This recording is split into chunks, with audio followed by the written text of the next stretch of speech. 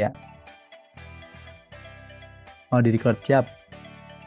Sip, bismillah. Saya mulai dengan mengucap, mau minta tolong, geng panitia, musiknya kecilin. Sip, assalamualaikum warahmatullahi wabarakatuh. Rabbi shrah li sadri wa yassir li amri wahlul 'uqdatam min lisani yafqahu qawli. Selamat malam dan selamat datang Sobat Everpro di acara webinar Everpro malam hari ini. Gimana nih kabarnya teman-teman semua? Mangga lanjut kita tegur sapa ya di kolom chat ya. Tadi udah ada Kak Rocky, ada Kak Regita, ada Kak Vidi. Mangga. Jadi sambil ditegur-tegur, barangkali bisa jadi peluang interaksi baru, dari interaksi baru jadi silaturahmi, jadi rezeki, dapat ide untuk bisnis bareng, siapa tahu ya, barangkali manggalah tegur sapa di kolom chat. Semoga semuanya dalam keadaan sehat ya. Semoga juga yang melaksanakan ibadah puasa, puasanya lancar, sentosa, amin. Sebelum itu saya MC mewakili segenap panitia dari tim Everpro, dan khusus buat acara hari ini kita kolaborasi sama Beramal Jariah, mau ngucapin banyak terima kasih bagi teman-teman yang udah berdonasi di program Ramadan Borong Amal. Donasi teman-teman akan disalurkan kepada yang berhak, yaitu satu, hadiah lebaran yatim atau yatim piatu duafa. Yang kedua bakal dipakai untuk bangun musola darurat khususnya di wilayah Cianjur. Dan yang ketiga ada sedekah Al-Quran untuk para santri dan lansia. Jadi sekali lagi kami dari panitia dan juga dari teman-teman Beramal Jariah mau ngucapin terima kasih yang banyak bagi teman-teman. Semoga Allah membalas semua kebaikan teman-teman. Kapan emang Kak saya donasinya? Itu loh kemarin waktu teman-teman daftar di waktu dapat undangan ini gitu ya buat webinar kita malam hari ini, di formnya ada tempat buat donasi. Nah, itu donasi yang dimaksud. Kalau ada yang masih mau nyusul bisa banget buka Instagram Everpro buat usulin donasi mumpung lagi bulan Ramadan. Oke, kita balik lagi ke tema kita malam hari ini. Sesuai dengan poster yang sudah terpampang di layar teman-teman, di Zoom-nya teman-teman, eh kita bakal bahas soal winning campaign FB Ads saat event besar. Saya yakin semua yang hadir di sini pernah ikutan di event besar ini ya. Kalau nggak sebagai penjual, boleh nggak sebagai pembeli lah ya. Lumayan ada diskon-diskon. Nah, event-event besar ini tuh yang dimaksud kayak apa sih? Yang kayak akhir tahun, kayak double date, atau tanggal kembar kayak hari ini. Terus ada juga yang eventual kayak Ramadan gitu ya. Seasonal sih, bukan eventual ya. Ada yang seasonal kayak Ramadan. Nah, gimana sih sebenarnya performanya ini? Apakah ada cara-cara tertentu untuk kita bisa winning, atau emang selama ini semua orang boncos sebenarnya gitu ya, bakar uang dapatnya nggak gitu banyak gitu ya. Nah, boleh banget sebenarnya teman-teman, di hari ini kita bakal bahas lebih dalam soal gimana caranya bikin winning campaign di event besar. Dan teman-teman boleh banget nih di sesi kali ini berkomentar atau curhat gitu bahkan ya. Nanti sama pematerinya, Mas narasumber, saya udah nyoba anu nih, tapi kenapa belum berhasil gitu ya. Mangga itu dicicil pertanyaannya, tulis di meeting chat, nanti insya Allah bakal kita bahas. Nah, eh, kenapa saya mengajak teman-teman untuk aktif bertanya bahkan curhat di sesi kali ini? Karena kita bakal kehadiran narasumber yang nggak kaleng-kaleng, yaitu Mas Oni Fahru Rozi. Sebenarnya namanya Mas Rizky Fahru Rozi mungkin ya. Beliau merupakan CEO dari Boleh Dicoba Digital. Boleh Dicoba Digital ini udah punya banyak banget ratusan klien, yang salah satunya mungkin teman-teman familiar sama brand outdoor wear ya, yaitu namanya Iger. Nah, Mas Ozi ini, maaf, Mas Ozi ini salah satu yang uh, turut andil gitu di berkembangnya brand Iger lewat Boleh Dicoba Digital. Nah, sip, paling dari saya segitu. Ada pesan-pesan dari panitia, mohon Sobat Everpro jangan sampai skip. Untuk pertama, join ke grup Telegram supaya dapat info-info event yang insya Allah bermanfaat kayak yang sekarang. Yang kedua, teman-teman juga bisa dari sekarang nyusun pertanyaan buat ditanyain sama Mas Oni nanti lewat bit.ly/Q&A Oni yang ada di kolom chat ya. Gitu. Oke, baik. Sebelum kita dengarkan penjelasan lebih lanjut dari Mas Oni Fahri Rozi sebagai CEO Boleh Dicoba Digital ini yang sudah membantu lebih dari 500 UKM. Cie. Jadi insya Allah nanti UKM-nya teman-teman masing-masing, bisnisnya teman-teman masing-masing bisa langsung dicurhatin ke Kak Oni. Bakal ada beberapa pesan yang mau disampaikan dari tim panitia. Jadi sebuat sesi ini akan ada Everpro updates istilahnya yang selalu kita adain di awal sesi webinar. Di sini saya mau memanggil rekan saya Mbak Vidi. Halo Mbak Vidi. Halo Mas Fadel, malam. Selamat malam Mbak. Baik, kalau gitu saya persilakan kepada Mbak Vidi waktu dan tempat. Mangga Mbak. Oke, siap.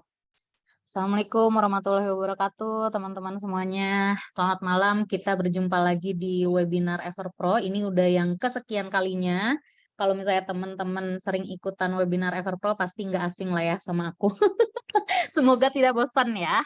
Oke, malam hari ini aku mau ngupdate sedikit sih tentang Everpro karena banyak eh, fitur-fitur yang sudah kita rilis dan salah duanya yang mau aku jelasin adalah fitur yang mungkin akan sangat membantu bisnisnya teman-teman gitu ya.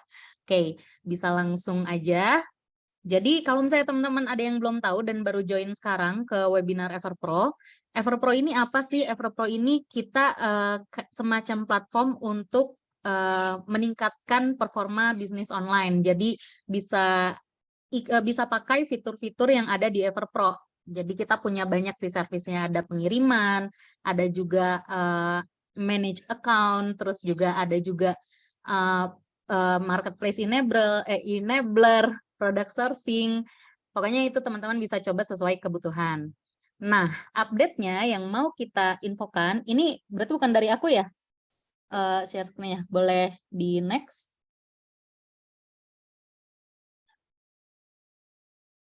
Oke, ini dilanjut aja. Masih next, nanti teman-teman akan dapat ya materi ini, jadi nanti yang aku nggak jelasin bisa dibaca sendiri. Nah, sekarang ini kita lagi ada promo untuk 2 ekspedisi terbesar yang mungkin sudah nggak asing ya di telinga teman-teman untuk pengirimannya. Yang pertama itu ada ID Express, itu dia kasih kita cashback 35%, jadi teman-teman yang mau mulai coba kirim paketnya pakai ID Express itu akan dapat cashback 35% tanpa minimal order, dan COD fee 2,5% itu yang termurah. Dan sama juga untuk JNT, mungkin teman-teman di sini ada yang udah pakai juga JNT ya. Itu juga sama cashback-nya 35% dan COD fee 2,5%. Ini termurah ya COD fee-nya, boleh dikonfirm. Dan ini tanpa minimal order. Jadi kalau misalnya teman-teman mau cobain 1 atau 2 ngetes dulu gitu ya, misalnya ini bener nggak ya kurirnya bisa dapat cashback segini, itu boleh banget. Nah, ini berlakunya sampai akhir Mei. Jadi teman-teman mumpung sekarang lagi musimnya nyayur ya di bulan Ramadan, bisa dicoba pakai AliExpress dan juga JNT biar makin gede cuannya, gitu ya. Oke, boleh lanjut. Nah, selain promo ekspedisinya, ini kita juga punya yang baru, yaitu COD Auto Disburse. Nah, untuk teman-teman yang udah pernah pakai Everpro sebelumnya, mungkin kerasa kan kalau misalnya dulu itu pencairan Senin sampai hari Jumat aja, dan itu 1 kali 24 jam, weekend itu nggak ada pencairan. Sekarang, untuk pencairan itu sudah bisa dilakukan setiap hari. Tapi skemanya masih sama, 1 kali 24 jam dari paketnya komplit.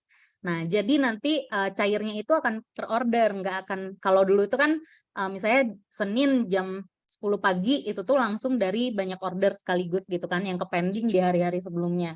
Nah, kalau sekarang ketika dia komplit misalnya di hari ini jam 11 siang, maka COD balance-nya akan masuk ke kredit teman-teman besok jam 11 siang. Itu mau weekdays, mau weekend, jamnya jam berapapun akan ngikutin jam komplitnya. Jadi jangan khawatir, teman-teman yang butuh cash flow di hari Sabtu dan Minggu, itu tetap masuk kreditnya, dana COD-nya ke kredit balance teman-teman.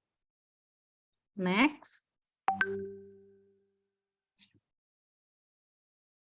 Nah, kemudian ini juga yang terbaru dari kita, mungkin teman-teman ada juga yang udah tahu kalau misalnya Everpro ini kita punya sistem affiliate, di mana teman-teman bisa ngerekomendasiin servis-servis yang ada di Everpro ke teman-temannya.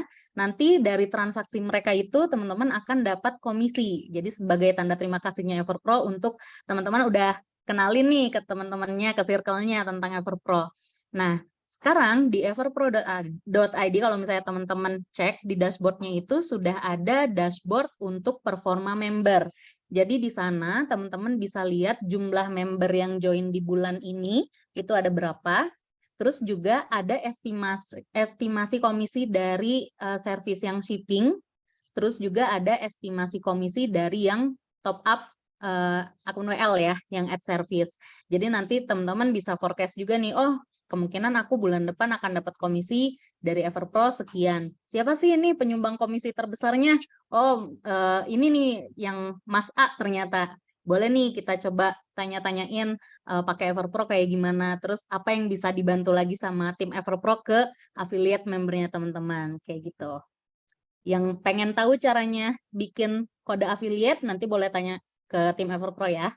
Oke, next. Ini boleh next juga. Nah, jadi sekarang aku mau jelasin promo-promo yang lagi berjalan dari servisnya Everpro. Next.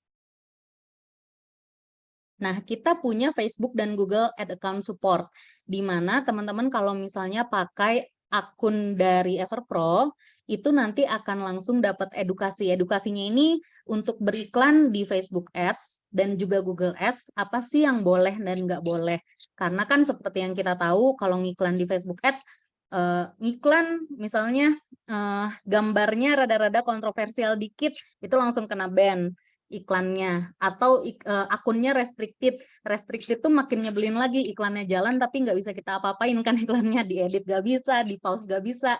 Nah itu nanti kita bisa kasih edukasi apa yang boleh dan nggak boleh. Terus juga yang pasti akan dapat kemudahan untuk scale up iklan, jadi mau langsung ngegas budget besar, apalagi di momentum Ramadan kayak gini, itu juga bisa. Kemudian transaksinya pasti dijamin aman, karena nanti kredensial akunnya aman, dan untuk paymentnya nanti akan di-keep sama Everpro gitu. Boleh lanjut lagi? Itu Facebook dan Google ya, jadi teman-teman yang pakai Facebook dan pakai Google itu bisa pilih sesuai kebutuhan. Oke, yang ini ada promo dari product sourcing.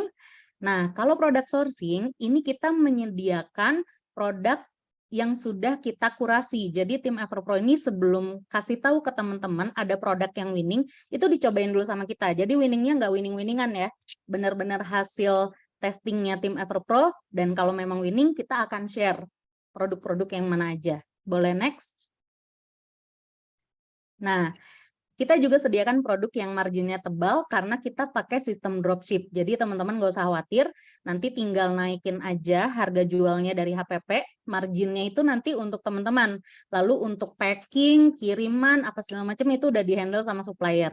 Teman-teman tinggal iklan dan proses ordernya aja. Lanjut.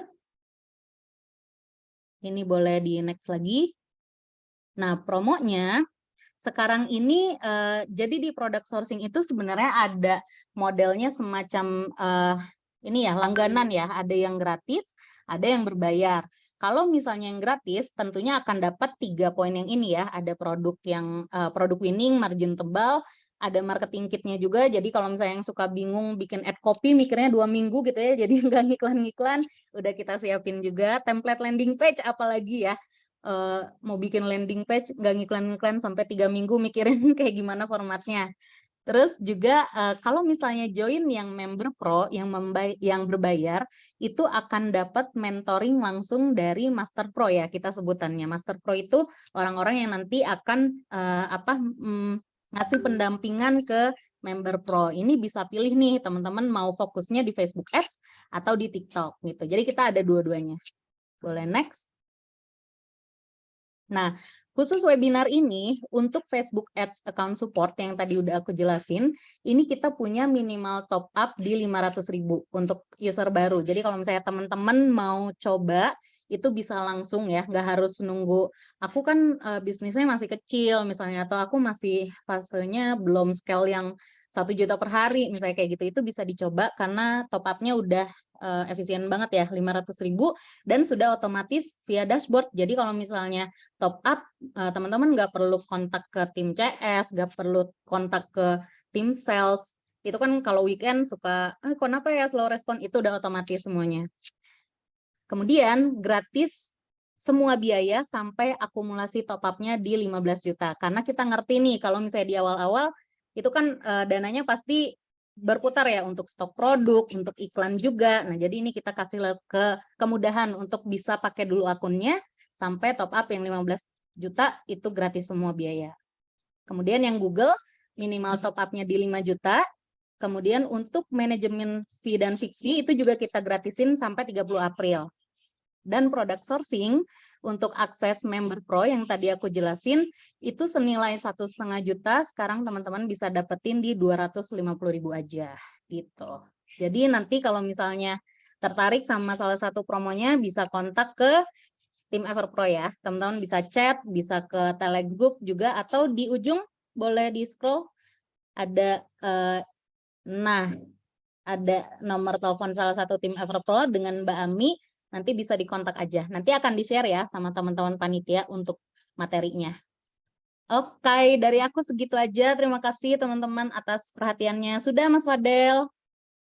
Wih, makasih juga Mbak Vidi. Asik banget ya ternyata si Everpro ini lagi banyak promo yang bisa banget dimanfaatin sama teman-teman. Dan biar nggak ketinggalan dan biar nggak kelupaan, monggo langsung masuk ke grup Telegram Everpro yang ada di chat ya, bit.ly/komunitas belajar Everpro. Madep, makasih Mbak Vidi. Oke, kita lanjut lagi ke topik hari ini. Oh iya teman-teman, kalau ada pertanyaan juga buat Mbak Vidi, bisa disampaikan lewat grup Telegram itu ya. Ini tadi ada yang nanya-nanya juga, mangga dilihat di grup chat atau ditanyain lewat chat sekarang. Oke, gitu dulu. Baik, kita lanjut. Kembali ke topik kita pada malam hari ini, yaitu winning campaign FB Ads saat event besar. Alhamdulillah, bareng kita sekarang udah hadir Mas Oni Fahrul Rozi. Halo Mas Oni. Kita Halo, ceki-ceki halo. sound dulu. Halo Mas Oni. Halo, halo. Assalamualaikum. Baik. Waalaikumsalam. Sip, suara Mas di aku jelas. Suaraku jelas ya Mas, di Mas juga? Ya, jelas, jelas. Iya, sip. Jadi teman-teman seperti yang tadi sempat ku kenalin ya Sobat Everpro, Mas Oni ini adalah CEO dari Boleh Dicoba Digital atau disingkat BDD ya Mas biasanya ya. Betul. BDD yang udah ngelayanin sekitar 500 katanya ya UKM gitu ya Mas ya. Lumayan. Lumayan, alhamdulillah. Kita pokoknya seneng lah kalau kedatangan Mas Oni di hari ini. Thank you, thank you. Dan buat teman-teman, selama kita diskusi nanti sama Mas Oni, bisa banget langsung ngajuin pertanyaan ya, kayak yang tadi saya udah briefing di awal. Kalau ada curhatan, Kak Oni saya dulu pernah jalanin campaign. Udah dipasin banget nih dari jauh-jauh hari di planning, tapi kenapa nggak berhasil ya, sih udah anu gitu misalnya ya, mangga aja langsung ditanyain lewat Slido yang akan di-share. Minta tolong teman-teman panitia. Iya. Itu dia bit.ly/Q&A Oni. Q-nya besar, A-nya besar, O-nya besar. Tapi Mas Oni, izin sebelum mulai ya, saya penasaran banget ini gara-gara kemarin saya nyari-nyari ya Mas Oni Fahrul Rozi sebelum kita ketemu. Yes. Tapi ternyata Mas Oni ini nama aslinya bukan Oni ya Mas kayaknya. Mas Rizky ya harusnya. Yes, betul. Kalau boleh tahu kenapa tuh Mas dipanggilnya Mas Oni? Kenapa ya? Karena ini apa? Dari kecil kayaknya nama kecil gitu ya. Terus habis itu makin kesini juga ya udah akhirnya dipanggilnya Oni gitu. Kesini terus ya mungkin kalau datang ke kantor BDD nyari Mas Rizky Fahrul Rozi gitu kayak Gak ada yang tahu. Kayak saya yakin kurang dari 50% yang tahu gitu. Tapi kalau ngomongin mau ketemu Mas Oni gitu. Nah, itu banyak tuh yang tahu tuh. Kayak gitu. Jadi gitu ya. Belum tentu apa yang benar tertulis yang orang-orang tahu. Jadi kita hari ini bakal bahas sekitar berapa lama nih? Sekitar 1,5 jam teman-teman soal soal FB Ads, tepatnya manfaatin event-event besar kayak Ramadan, Double Date, dan lain-lain. Dan nanti bakal ada materi dulu dari Mas Oni sekitar 1 jam gitu ya, atau lebih kurang dikit. Lalu baru kita masuk ke sesi Q&A sekitar 30 menit. Ngebahas pertanyaan-pertanyaan yang teman-teman sampaikan di Slido. Barangkali dari saya segitu dulu, Mas Ya. Oni. Untuk waktu dan tempatnya saya persilakan. Oke, sebentar ya. Saya udah jadiin host ya. Oke, sip.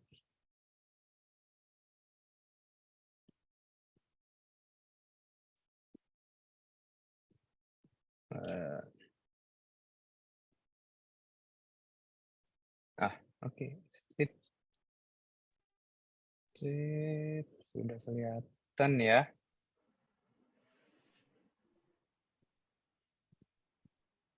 Sudah aman kah, teman-teman?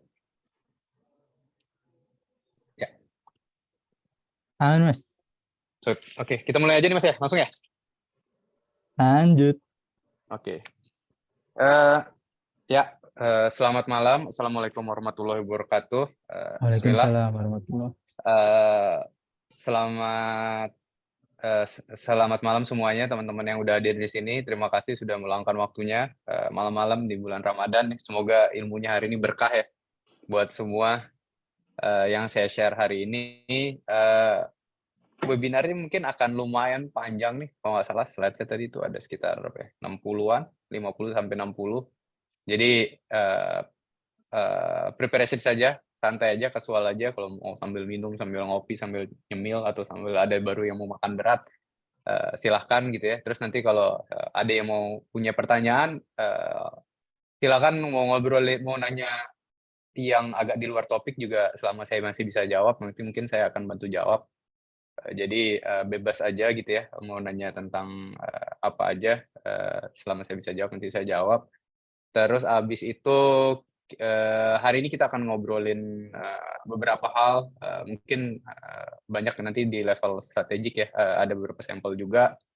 Tapi intinya mungkin saya hari ini akan sharing-sharing banyak lah ke teman-teman yang ada di sini tentang apa yang sudah pernah saya lakukan dan experience saya, serta mungkin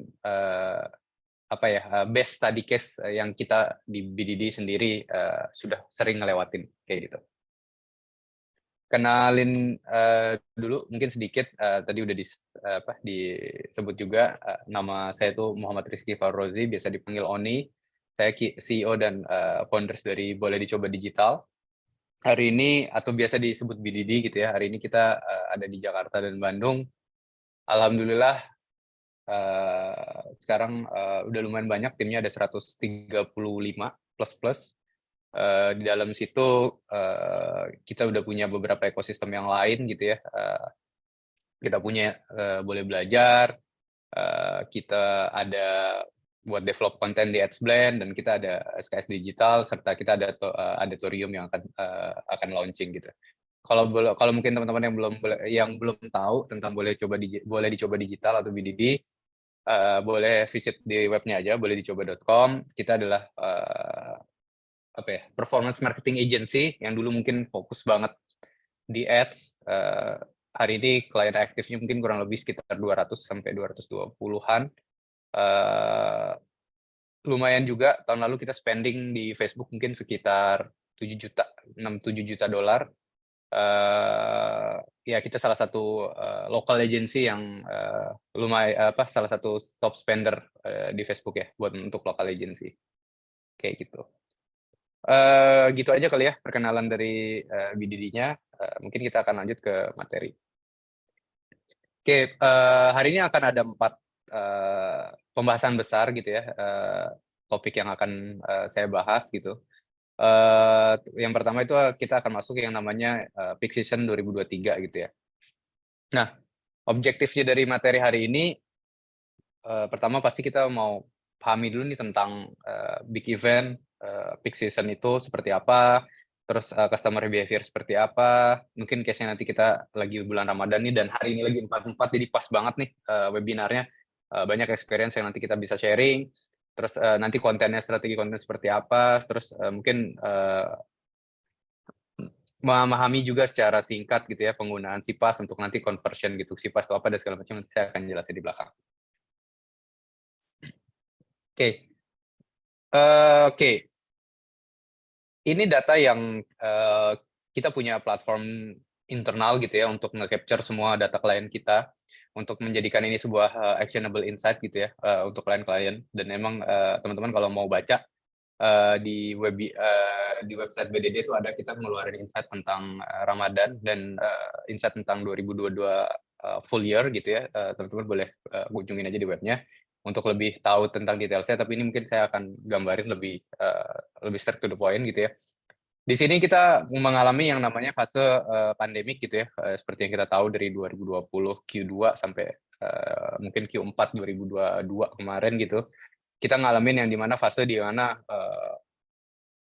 cepat banget untuk growth dari semua e-commerce, baik itu di marketplace atau yang jualan via website dan segala macam. Intinya online, digital business itu sangat cepat growth-nya dan karena didukung oleh karena dipaksa gitu ya quote and quote oleh pandemi gitu.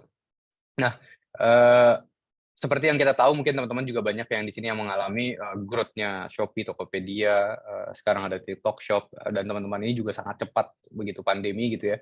Ini juga terlihat dari kalau teman-teman lihat tuh ada grafik yang kuning itu website, yang orange itu website dan yang biru itu CPaaS gitu ya, yang ads-nya Facebook yang untuk marketplace. Nah, gap-nya tuh lumayan jauh tuh. Ini kita ngambil sekitar, kalau nggak salah sampelnya sekitar 30 klien gitu ya, di mana memang marketplace ini sangat mendominasi dan mostly mungkin ada 1-2 case yang klien kita emang jagoan jualan di website-nya, tapi secara on average rata-rata kebanyakan memang jualannya di CPaaS gitu. Dan ini kita juga bisa lihat data-data ini sangat mencerminkan di mana kalau CPaaS itu sangat strong gitu. Terutama nanti di tanggal kembar atau di Ramadan dan segala macamnya.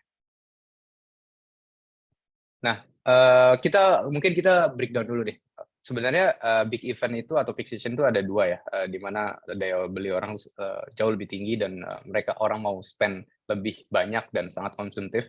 Contohnya hari ini nih, kita lagi melalui Ramadan, nanti ada THR dan segala macam orang akan spend untuk berbagi, untuk bukber, untuk baju baru, pakaian baru, style baru dan segala macam. Jadi ini adalah waktunya untuk kita bersaing gitu ya dengan penjual-penjual lain gitu atau seller-seller lain di mana kita berusaha untuk menawarkan barang kita dan berharap barang kita yang nanti akan dibeli oleh audiens.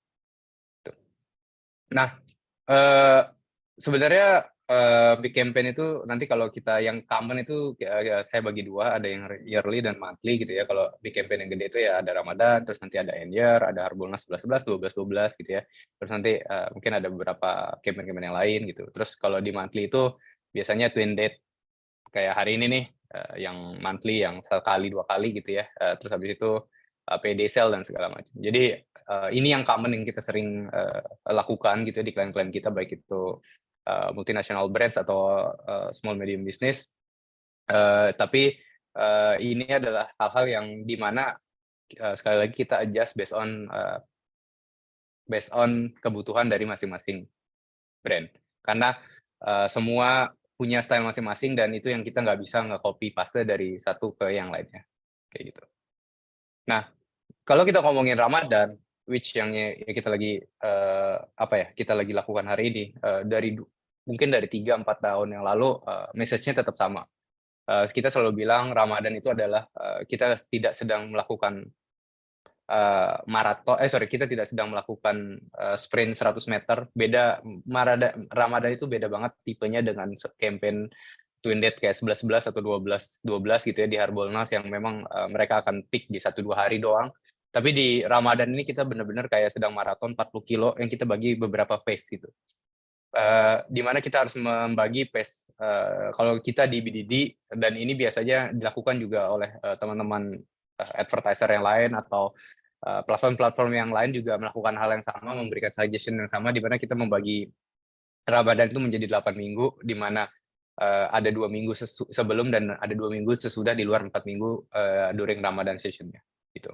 Dan kategori produk yang memang paling dicari ya se-experience kita gitu, atas pengalaman kita ada di apparel, pasti Muslim fashion, Muslim fashion dan turunan-turunannya kayak gitu. Lalu ada beauty dan yang lain-lainnya gitu ya, food and beverage dan segala macam.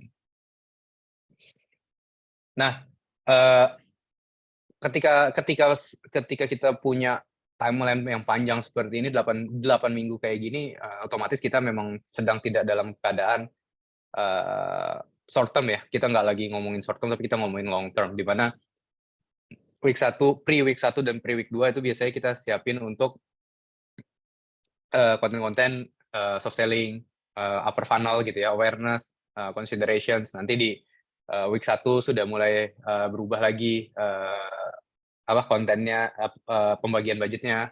Nanti di week 2 seperti hari ini nih, kita udah mulai lagi tambah budgetnya gitu, sehingga budget untuk conversion-nya lebih banyak, sehingga nanti di peak-nya mungkin di week 3 dan nanti ya mungkin kalau di online week 4 akan mulai turun karena pengiriman yang udah overload, dan nanti akan kita bisa menggain lagi nanti di pre 1 dan pre 2 gitu ya.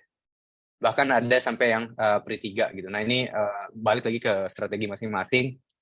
Tapi kalau kita di BDD biasanya kita akan mendivide ini sebagai 8 sampai 9 minggu campaign gitu. Nah,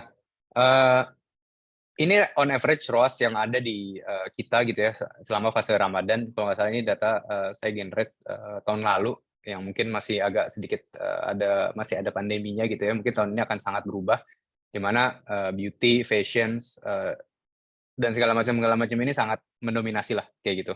Ini adalah top 5 kita gitu ya, dalam arti sebenarnya kita punya kategori klien itu banyak banget, tapi yang paling mendominasi selama Ramadan itu udah pasti ya kalau nggak fashion, beauty, baru nanti dan turunannya gitu.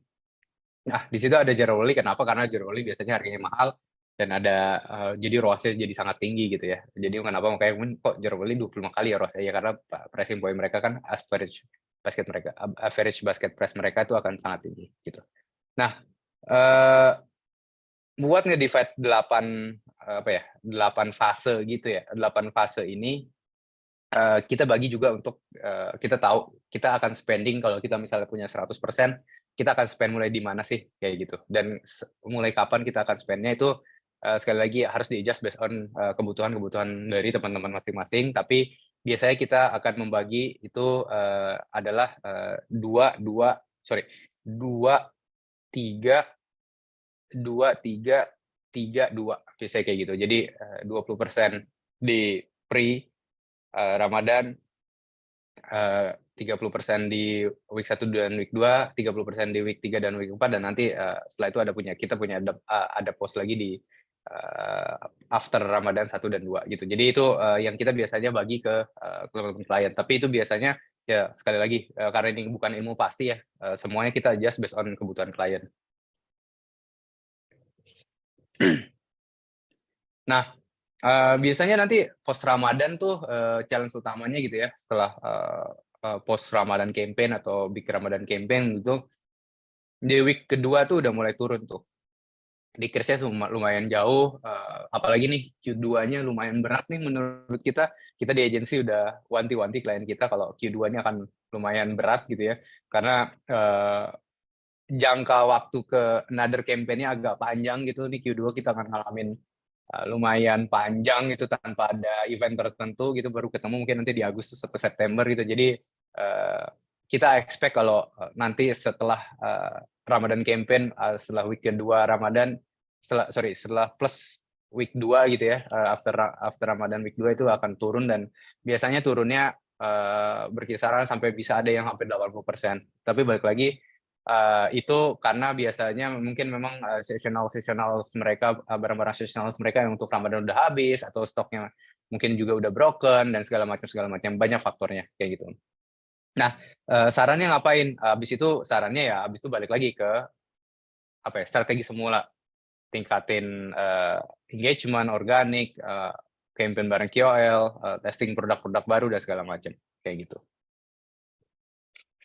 Nah, terus habis itu kalau kita ngebagi annual sale gitu ya, ada 12, 25 sampai 31. Biasanya kita kalau di agencies ngebagi menjadi 3, yaitu 12, ada Christmas sales atau ada tanggal 25 dan ada annual sale. Nah, ini biasanya ada yang nyatuin annual sale-nya dari tanggal 25 atau ada bahkan dari tanggal 20 setelah Twin Dead dan segala macam. Nah, ini memang sekali lagi kenapa ada annual sales, karena biasanya Desember atau akhir tahun di drive sama high consumptions, orang mau liburan, orang mau dapat bonus dan segala macam. Jadi ini salah satu hal yang kita harus perhatikan juga ketika kita membuat strategi. Misalnya teman-teman nih di sini punya strategi 1 tahun nih, atau strategi untuk per quarter udah punya marketing calendar dan segala macamnya.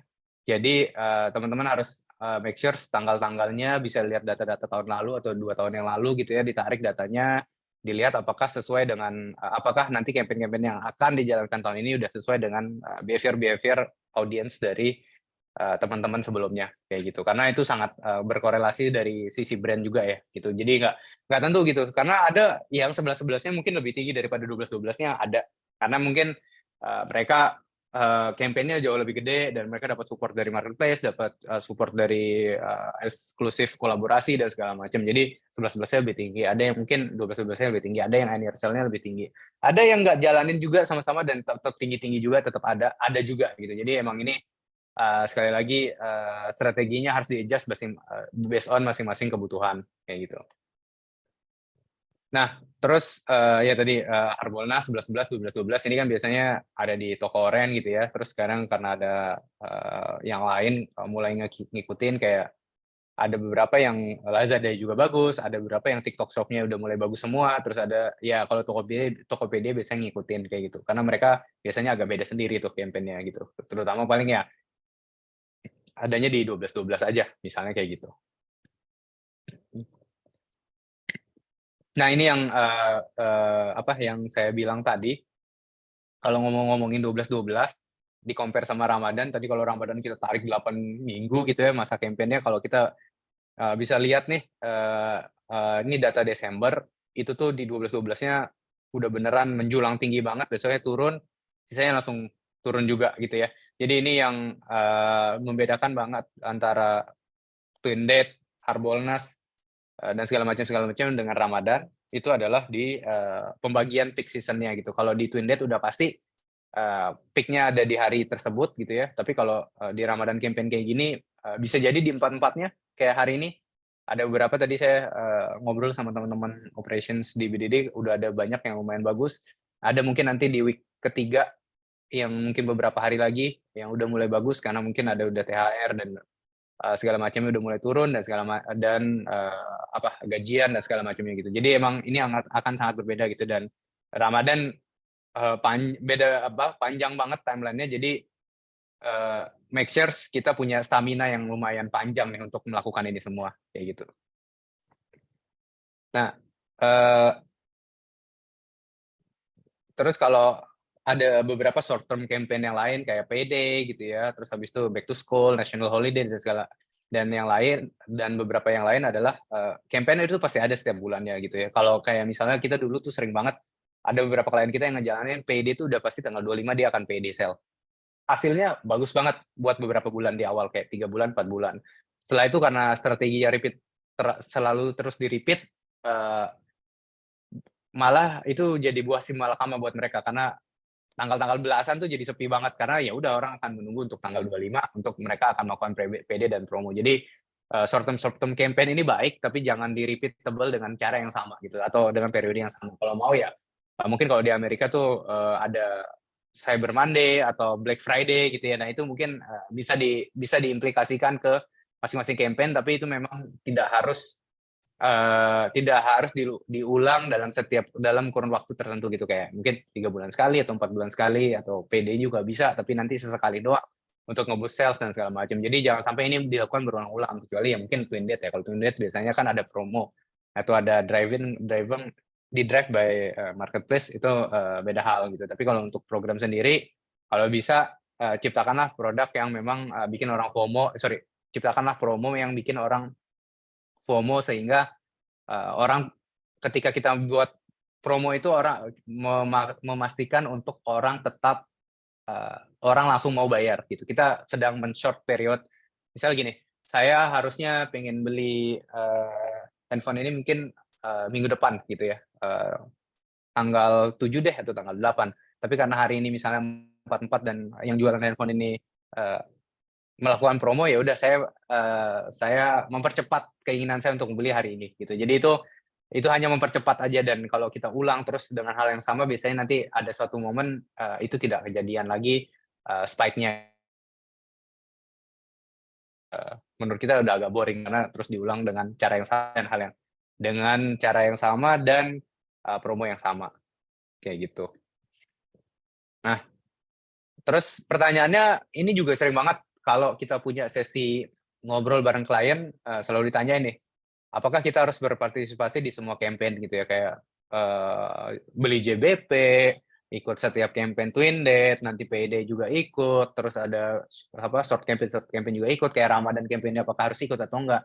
Jawabannya balik lagi, tergantung brandnya mau seperti apa. Tapi yang kita saranin adalah promo itu harus proporsional lah. Jangan sampai kita terlalu dicap dengan promo, tapi kita nggak add value dari si barangnya gitu. Udah kejadian lah 2 tahun ini brand-brand yang menurut kita gitu yang kita lihat, 2 tahun pandemi nih mereka sangat di-drive banget growth-nya gitu ya dari pandemi dan growth-nya marketplace. Terus karena di-drive oleh promo gitu ya, di akhir-akhir ini udah kelihatan nih, udah mulai mereka udah mulai sangat lambat gitu ya.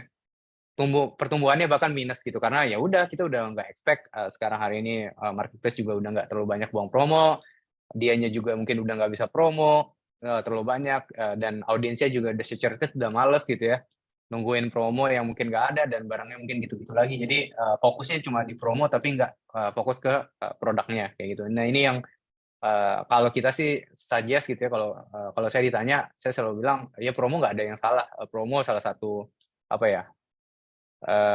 drugs yang baik gitu ya, kalau boleh dibilang kayak gitu. Tapi jangan terlalu sering dipakai gitu, karena kalau ketagihan berbahaya dan nanti hasilnya jadi ininya nanti harus nambah terus tuh. Kebutuhannya harus nambah terus karena ya kemarin sudah dipakai, harus besok next promo harus berbeda, mungkin tambah lagi promonya gitu ya. Jadi semakin ditambah promonya ya customer yang senang, marketplace senang, yang pusing kita juga gitu. Karena apa? Karena biasanya nggak ada marginnya, bahkan marginnya tipis banget misalnya kayak gitu. Jadi bijaklah dalam hal seperti ini kayak gitu. Nah, kita masuk ke pembahasan kedua, yaitu di consumer behavior dari big event gitu ya. Apapun event-nya, masyarakat itu terdorong untuk berbelanja di platform e-commerce, dan ini memang mungkin 90% dari klien kita pun mengalami hal yang sama. Dan ya video adalah konten yang paling populer itu juga. Ya mungkin kita juga hari ini dengan rising-nya TikTok dan Instagram berusaha mengikuti dengan Reels-nya dan segala macam, kayaknya, dan YouTube, ada YouTube Short dan segala macam, memang konsumsi kita hari ini adalah story video yang berbau dengan short video gitu ya. Dan ini emang udah menjadi habitnya orang Indonesia gitu. Kalau nggak salah, saya nggak tahu ini apakah masih atau enggak, tapi ada fun fact kalau Indonesia itu adalah negara pengupload Instagram Story terbanyak sedunia gitu. Nggak tahu ini masih atau enggak, ini kayaknya data 1-2 tahun yang lalu. Tapi sebegitu ya kita dengan short video ini atau short view gitu ya. Jadi udah pasti ketika kita bisa memenangkan ini nih yang namanya konten, kita bisa mengeducate audience dengan produk kita kayak gitu.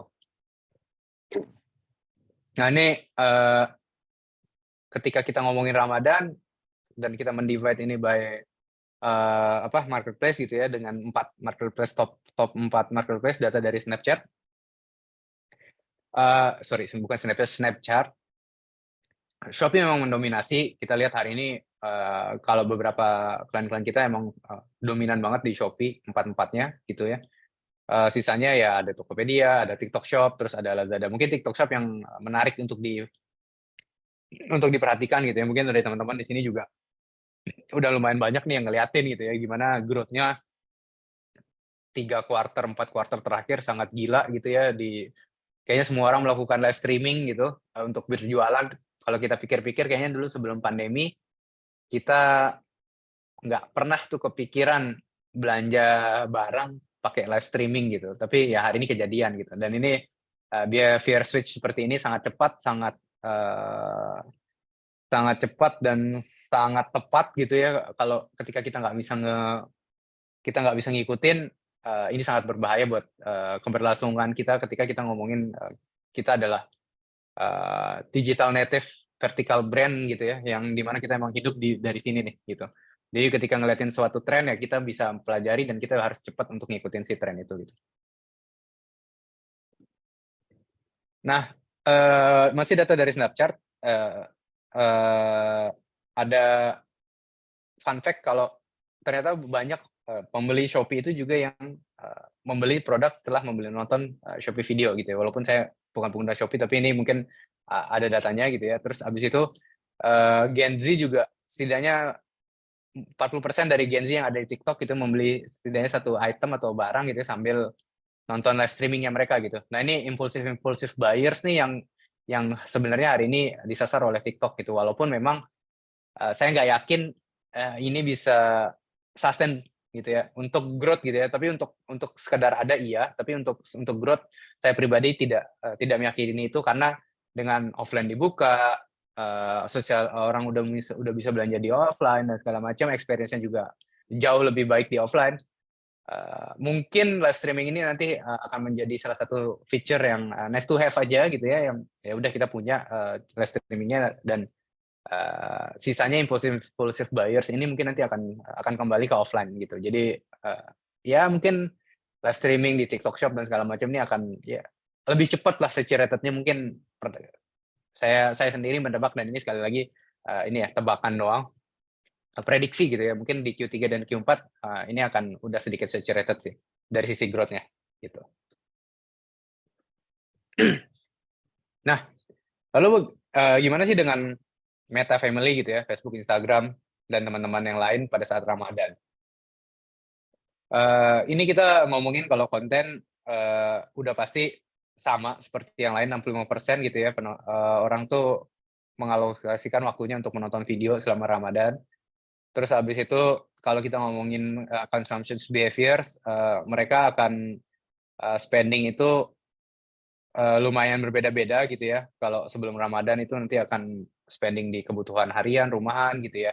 Terus nanti dimasuki Ramadan itu udah mulai spending untuk membeli pakaian atau mungkin berbagi gitu. Dan nanti menjelang hari raya pasti ada di makanan dan dekorasi dan sebagainya. Dan ini memang mirip banget lah sama behavior apa yang kita punya juga yang ada di Indonesia hari ini. Kayak gitu.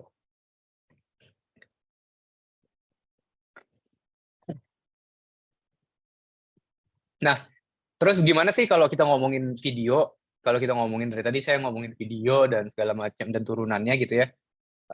Apa yang kita apa nih video-video, apa topik-topik yang relate dengan event Ramadan seperti ini gitu ya. Kalau data dari 2022 yang lalu udah pasti religious, inspirations, mungkin ada yang nonton komedi juga. Sisanya mungkin ada yang yang nontonin bumbu masak gitu ya, atau yang nontonin produk-produk review dan segala macam. Itu banyak banget gitu ya, yang emang karena kita udah terbiasa banget dengan konsumsi video, banyak topik yang kita bisa related dengan konten-konten kita kayak gitu. Tapi yang paling gampang ya iklan yang berbau religius itu udah pasti udah ini ya, udah menjadi tontonan yang sangat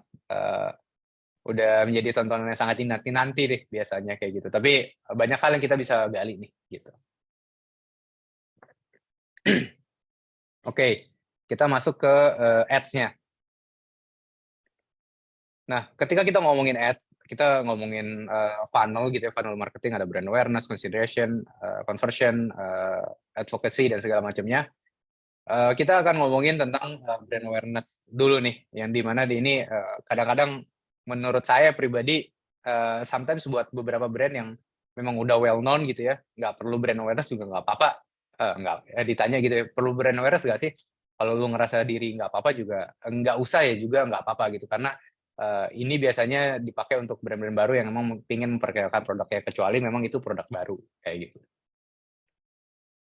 Nah, kayak gini nih, gimana sih ngebedain konten brand awareness, terus abis itu apa sih kontennya gitu ya, terus seperti apa konten-konten yang menarik buat brand awareness gitu. Sebenarnya ini sangat tricky banget ketika kita ngomongin apa yang menarik atau apa sih konten winning, kontennya itu seperti apa untuk brand awareness. Tapi yang selalu kita suka challenge ketika kita di BDD adalah ketika kita ngomongin brand awareness adalah kita ngomongin lu sedang mempersiapkan atau sedang menjawab problem dari customer kita gitu. Itu tuh mau jawabnya seperti apa sih gitu. Apa sih problem yang kita pengen solve gitu. Dan untuk siapa gitu. Untuk cowok kah, untuk cewek kah, untuk umur berapa kah, gender seperti apa, demografi seperti apa, dan segala macamnya. Kalau clear, kalau kayak Brodo gini nih, kebetulan salah satu klien kita juga, dia ngomong kayak, kaki lu kaki yang gede, nih kita ada sampai size 47. Simple banget kontennya, tapi ngena banget untuk brand awareness, terutama untuk kaki-kaki yang gede gitu. Nah, hal-hal yang seperti ini yang biasanya kadang-kadang kita akan sedikit lupa gitu ya untuk melakukan hal-hal yang simple tapi bermakna, dan ini sangat impactful untuk si untuk konten yang kita produksi gitu ya, atau yang kita buat gitu. Karena kita mungkin terlalu fokus dengan konten jualan atau konten yang terlalu keren gitu ya. Mungkin ini juga yang dipakai ketika di TikTok gitu ya. Ada banyak video-video brand yang mungkin nggak relate dengan brandnya, tapi mereka bikin brand awareness yang dimana gue bisa menghubungkan secara tidak langsung antara brand gue dengan kehidupan sehari-hari, misalnya seperti itu. Nah ini juga penting banget untuk kita paham tentang ketika kita ngomongin brand awareness tuh, kita tuh mau orang itu aware tentang brand kita tuh seperti apa sih, problem apa sih yang kita mau solve, kayak gitu. Nah, terus seperti ini juga copywriting-nya untuk di advertising gitu ya, ada headline, ada sub-headline, ada benefit, ada call to action. Ini juga penting nggak penting, tapi menurut kita di agency ini sangat penting, terutama untuk ngasih tahu, oh headline-nya nih, ada sub-headline-nya, terus ada benefit-nya gitu ya, ada apa aja yang dijual, terus mungkin ada promo-promonya dan segala macam, dan ada call to action-nya. Ini sangat penting untuk menjelaskan audiens kita tentang bagaimana mereka bisa mendapatkan informasi dari konten-konten ads kita. Terus ini juga bisa dipakai yaitu dengan promo konten gitu ya, di mana 3 juta item sold, ini salah satu klien kita yang pricing luar biasa di 2 tahun pandemi, namanya M231 Official gitu ya. Dia salah satu top 3 seller yang selalu ada di setiap campaign-nya Shopee, di Double Date atau di End Year Campaign gitu. Mereka tuh untuk di brand awareness, mereka tuh senang banget yang bikin namanya konten FOMO gitu ya, baik itu kayak contoh yang ada di sini, terus nanti ada KOL testimoni, ada yang product review dan segala macam gitu. Nah ini untuk nge-build si brand awareness-nya si brand-nya tersebut. Nah kayak gini nih,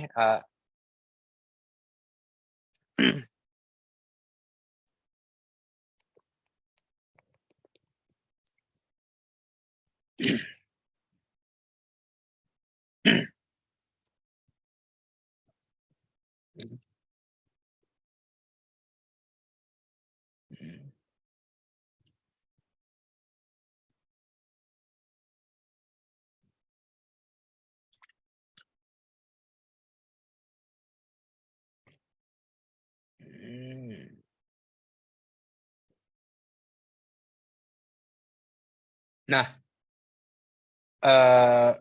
ini iklan yang tidak terlihat seperti iklan gitu ya, dan ini sangat entertainment biasanya kayak gitu. Nah inilah yang kita yang kita dorong untuk tim kreatif dari klien atau tim kreatif dari kita sendiri untuk terus mengeksplor ide-ide seperti ini gitu. Kalau teman-teman lagi sering ngeliatin TikTok atau Instagram Reels, mungkin lagi berseliweran banget konten-kontennya Tenny Yuda Attire atau Optika Lunet gitu ya, yang si mbak-mbak sama mas-masnya gitu, yang mungkin nggak relate sama brandnya, tapi mereka nge-entertain audiensnya. Dan itu yang penting tuh ketika kita meng-entertain, dan nanti kita bisa menghubungkan antara antara entertainment itu dengan brand-nya itu juga nggak kalah penting, kayak gitu.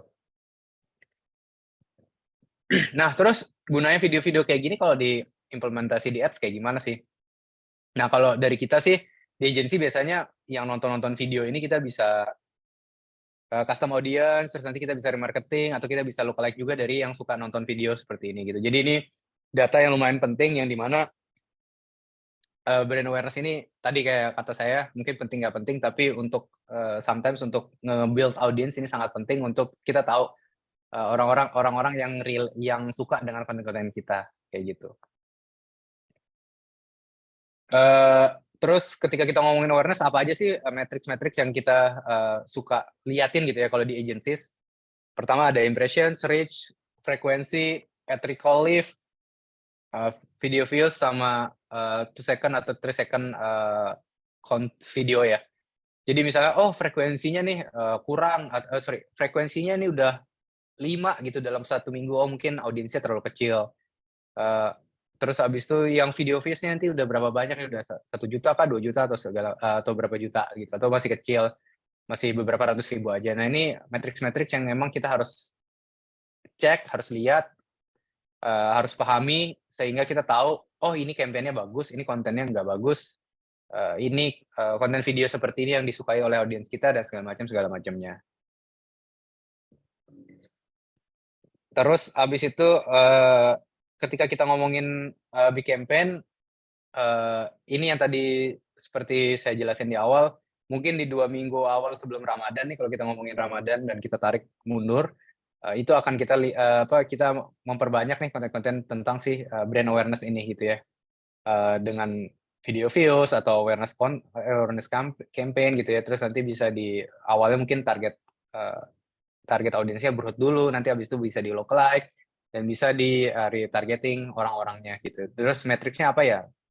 Simple, cost per mile atau CPM, cost per view, dan engagement kayak gitu. Nah, terus habis itu kita masuk ke bagian traffic. Traffic ini ada banyak. Ini saya play semua aja ya biar nggak terlalu buang waktu.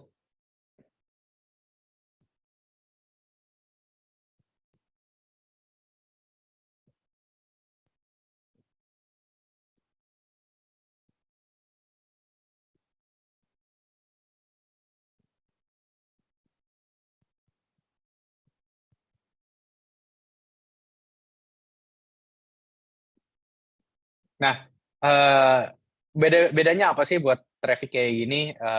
Bedanya adalah dari tipe kontennya gitu ya. Kalau yang paling kanan tuh product education, ngasih tahu tentang produknya, cara pakainya, mungkin ingredients-nya dan segala macamnya. Terus kalau yang di tengah itu testimoni dari capture-capturean di Shopee atau di Tokopedia-nya gitu ya. Kalau yang di kiri itu ya udah clean aja, click to action-nya. Udah ngasih tahu kalau ini jam, dan ini call to action-nya sangat clear kayak gitu. Dan ini semuanya bisa dijalanin, semuanya bisa di-testing, bisa di A/B testing yang mana yang paling cocok sama audiens kita atau sama si brand kita kayak gitu.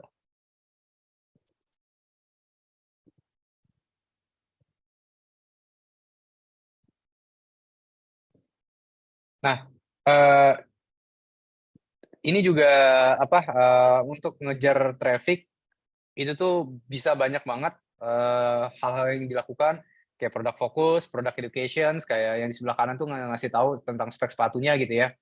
Kalau yang di kiri mungkin nanti produk fokus sepatu-sepatunya doang, tapi foto-fotonya aja gitu tanpa ada edukasi gitu.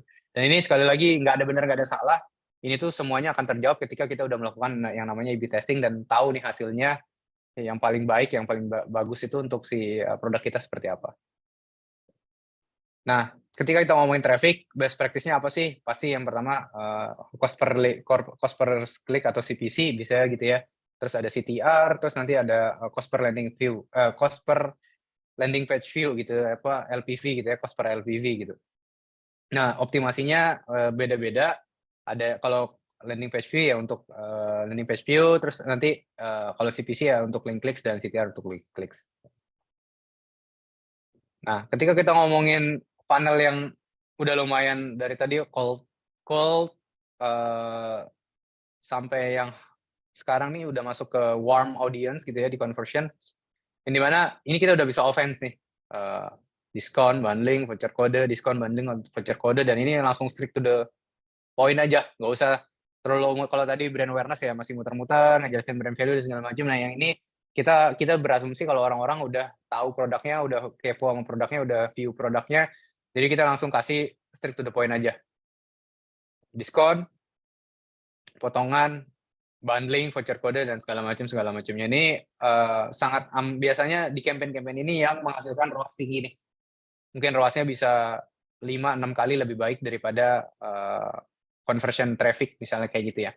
Atau conversion new visitors gitu. Nah ini biasanya digunakan untuk conversions new audience bisa, atau conversions remarketing bisa. Tapi biasanya kalau di kita sih akan heavy di conversions new, di conversions remarketing.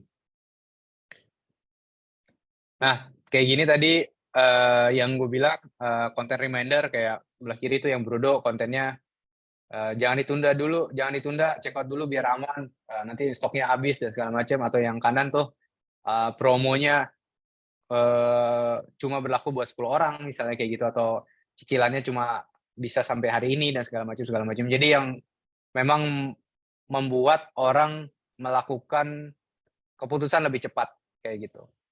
Dan ini biasanya emang untuk audiens-audiens yang udah hot banget gitu ya, udah tinggal sekali sentuhan aja dia harusnya udah langsung beli, yang mungkin keputusannya 2-3 hari kita bisa paksa, atau kita bisa drive untuk mereka melakukan di saat itu juga ketika ngelihat ads-nya gitu.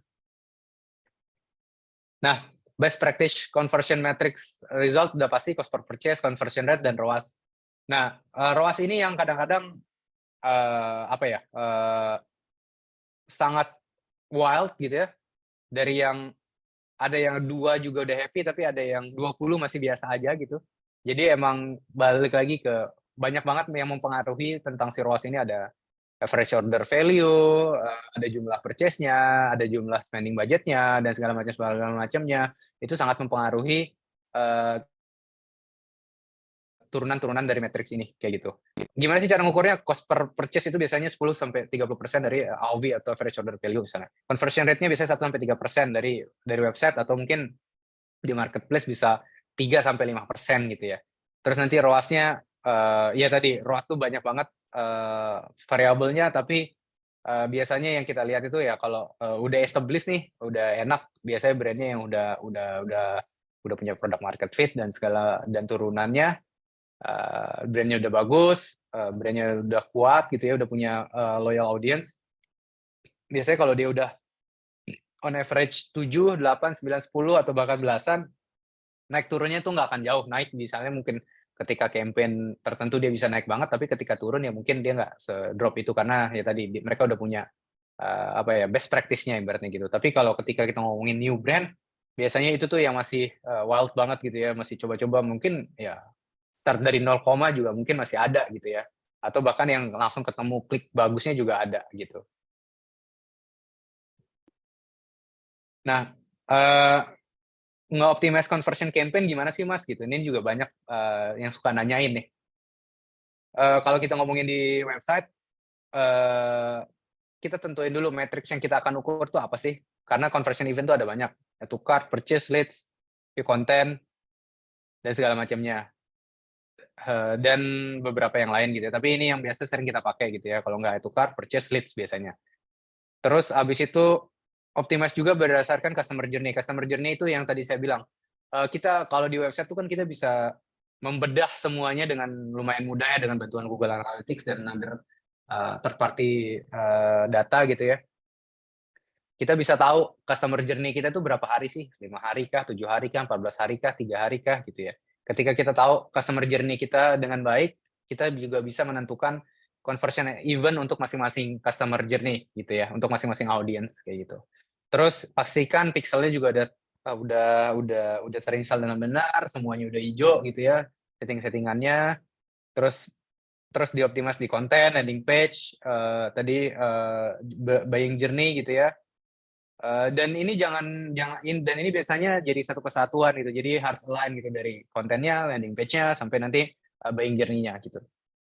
maksimalkan custom audience juga lewat Facebook, Instagram, dan yang lain gitu ya. Baik itu misalnya custom audience dari nomor telepon, dari email gitu, itu juga harus dipakai tuh gitu. Apalagi kalau kita bisnisnya udah gede, udah punya puluhan ribu customer gitu ya, itu kita bisa pakai buat lookalike dan segala macamnya. Terus habis itu biasanya juga setting lookalike juga jangan gede-gede gitu. Kalau di saya pribadi sih sukanya 1-2% aja udah cukup. Sisanya ya udah lumayan banyak juga audiensnya, maksimalin aja di situ gitu. Karena kalau terlalu wider biasanya terlalu lebar gitu ya, biasanya kurang maksimal tuh yang 3, 4, 5, 6% gitu. Terus habis itu ya nggak ada benar nggak ada salah, yang terakhir ya harus dites terus campaign-nya apakah ini udah bagus, apakah di-review terus. Kalau saya pribadi sukanya biasanya 3 sampai 7 hari tuh. Biasanya 7 hari untuk nge-review evergreen content ya atau evergreen ads gitu yang akan selalu nyala, tapi kalau taktikal ya bisa 1-2 hari atau 3 hari kayak gitu. Nah, kita masuk ke best practice-nya atau yang terakhir. Kalau kita ngomongin ads, meta ads gitu ya, dari dulu juga ini nggak berubah gitu ya, ada campaign objektif, ada 4 komponen gitu ya, 2 bid and budget, 3 audience target, dan 4 tentunya kreatifnya gitu ya. Nah, ketika kita ngomongin campaign structure, sekali lagi ketika kita ngomongin campaign, ad set, dan ad, ini tuh nggak ada ilmu pastinya, nggak ada rule of thumb-nya, ini bisa di-testing sendiri sama teman-teman gitu ya. Kalau saya biasanya dalam satu ad set biasanya ada 2 atau bahkan bisa sampai 5 tergantung dari kreatif yang kita inginkan gitu. Nah, dan biasanya udah pasti langsung pakai namanya campaign budget optimizations gitu. Kalau supaya kita nggak usah repot nge-optimize masing-masing ad set dan dia langsung langsung nge-set ke headset yang ke ad set yang lebih bagus performance-nya secara otomatis kayak gitu. Nah, terus yang paling saya pengen highlight sebenarnya di bagian ad tuh ya, di bagian paling bawah di mana kreatif, ad copy, headline, apalagi itu tuh 3 hal ini tuh bisa banget kita testing, semua bisa di-testing. Terus habis itu make sure URL, UTM tracking-nya udah benar semua, identity juga benar gitu ya. Sisanya ya kayak ad set, kayak gitu ya kita bisa bikin banyak banget ad set. Semakin kecil audiens untuk testing di awal semakin baik gitu karena kita bisa melihat nanti perbandingan masing-masing audiensnya. Nah, kalau best practice dari campaign structure seperti apa sih? Biasanya yang pertama pasti dibedain dulu yang new visitors atau prospecting dengan remarketing atau retargeting gitu ya. Biasanya 50% sampai 70% tuh prospecting atau new visitors tuh akan kita terus spend di always on campaign, dan 70 sampai 100% 70 sampai 100% prospecting spend itu during MSD itu mega sale day gitu ya. Itu tuh akan kita di dalam kayak campaign hari ini 70 sampai 100% remarketing budget itu akan kita spending di remarketing gitu. Kalau saya hari ini nih kayak 44 nih, anak-anak tuh biasanya 70% tuh udah pasti remarketing nih untuk beberapa brand yang emang udah well known dan udah punya based on audience yang banyak banget. Biasanya itu 70%-nya berupa remarketing, 30%-nya new visitors atau prospecting gitu. Jadi ini balik lagi, tapi ada juga mungkin yang dibalik itu 70-30 karena mungkin dia masih butuh new visitors atau remarketing audiensnya poolnya belum terlalu banyak kayak gitu. Nah, kalau untuk marketplace sudah pasti pakai CPAS. CPAS itu apa? Itu jadi satu fitur dari Facebook berkolaborasi dengan marketplace yang ada di Indonesia dan baik itu Tokopedia, Shopee, Lazada, dan beberapa marketplace lain untuk kita punya matrix conversions ke yang landing page-nya di masing-masing marketplace gitu ya. Ya kalau regular account udah pasti kita punya landing page sendiri atau punya website sendiri kayak gitu. Nah, ini matrix-nya sama aja, cuma bedanya kalau CPAS tuh ada namanya matrix-nya with share item, jadi nanti semuanya itu share item dari atau share datanya dari punyanya marketplace kayak gitu.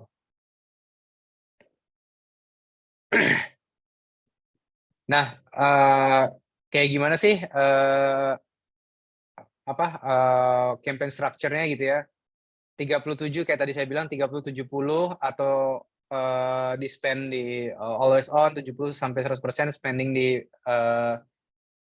di remarketing itu tuh untuk menghasilkan result yang paling baik gitu. Karena ini kita udah spending lebih dari $10 juta untuk menghasilkan menghasilkan konklusi seperti ini gitu ya, di mana ketika ketika campaign Mega Sale Day, Mega Sale Week seperti ini, spending di remarketing audience itu even semuanya kita spending di remarketing, kalau audience kita segede itu nggak jadi masalah gitu. Tapi ya memang jangan kalau saya sih nggak terlalu ekstrim kayak gitu, tapi tetap kita akan membagi itu. Terus pokoknya satu kuncinya, jangan sampai kita mencampur yang namanya satu campaign dalam satu campaign gitu ya. Ada yang new visitor sama yang remarketing kita jadiin satu gitu. Itu udah pasti akan menghasilkan campaign yang berantakan, karena itu dua hal yang berbeda dan kita harus memisahkan keduanya gitu. Terus habis itu ini mungkin nanti teman-teman boleh punya deck-nya, bisa dibaca-baca juga kayak gitu. Nah ini kayak gini gitu ya, dimana kita misalnya punyanya budgetnya 50 juta gitu ya, dengan mau ada 44 nih dari 7 hari sebelumnya, H-6 kita punya 35 juta, kita akan spending prospecting-nya misalnya 70%, retargeting-nya 30%, tapi di hari H-nya seperti ini 15 juta ya, 30%-nya kita akan spend semuanya di remarketing atau di retargeting kayak gitu. Nah ini sekali lagi ini adalah best practice yang kita menemukan di sampel case study kita gitu ya, majority seperti ini, karena sampel-sampel data yang kita pakai menggunakan brand-brand yang lumayan established dan well known, sehingga mungkin ini bisa cocok dan bisa enggak buat teman-teman kayak gitu. Seperti ini hasilnya gitu ya. Ketika kita ngomongin spending yang ini nih harinya nih, kita bisa spending 15 juta. Campaign-nya nggak banyak, tapi udah semuanya adalah misalnya conversion remarketing kayak gitu. Di sini kita bisa macam-macam, kita ada prospecting, ada remarketing, ada prospecting dan remarketing, dan new visitors kayak gitu.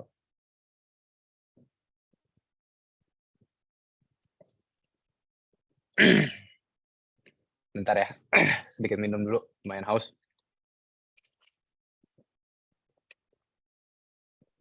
Mangga tuh Mas, teman-teman jangan lupa ya yang mau bertanya bisa langsung diajuin di Slido di bit.ly Q&A Oni. Nanti bakal kita jawabin. Mangga, Mas Oni. Ya.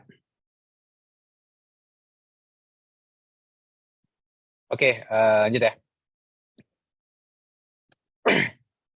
Terus misalnya kayak gini nih, ada 33 atau 44 gitu ya, kita fokus di road di H-6-nya gitu ya. Tadi saya bilang kita tetap fokus juga di situ, jangan sampai kita cuma spending gedenya di hari ini doang, tapi 6 hari ke belakangnya itu kita lupain gitu. Karena bagaimanapun jangan lupa ada attribution window yang dimana ada 7 days views, 7 days click dan 1 day view yang akan mempengaruhi matriks kita di hari H kayak gitu. Jadi contohnya 7 hari yang lalu saya ngeklik iklannya, saya baru convert hari ini, itu tuh matriksnya bisa di-capture untuk dari yang 7 hari yang lalu gitu.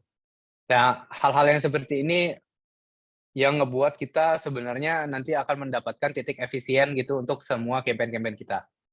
Nah, sekali lagi ini pro tips dari kita, jangan sampai soalnya banyak banget case tadi yang kita temukan gitu ya.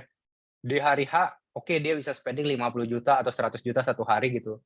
Tapi di hari-hari sebelumnya mereka kecil banget spendingnya karena mereka beranggapan hari itu akan menjadi hari di mana semuanya akan spending. Benar, mereka mungkin akan spending di hari ini, tapi mereka kan butuh tahu dulu tentang produknya, butuh di teasers dulu dan segala macam kalau nanti kita akan road to hari ini kayak gitu. Nah,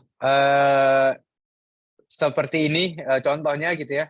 Misalnya nih satu hari nih 300.000 gitu ya, kita spendingnya ROAS-nya cuma 2,95 gitu. Tapi ketika kita balikin ke atas seperti contoh di atas ketika kita bagi-bagi kampanye ROAS-nya jauh lebih baik gitu. Nah ini karena apa? Karena kalau kita mazhabnya gitu, mazhab kampanye adalah ya udah kita setiap kampanye, setiap target audience atau setiap kreatif atau setiap look alike itu kita bisa bagi-bagi ke masing-masing campaign. Jadi sehingga nggak satu campaign terus adset-nya banyak numpuk semua, tapi kalau kita di BDD lebih style-nya lebih suka adalah kita bagi-bagi sesuai dengan target audiensnya masing-masing, bahkan mungkin sesuai kategori produk atau sesuai dengan produknya si brand kita juga gitu.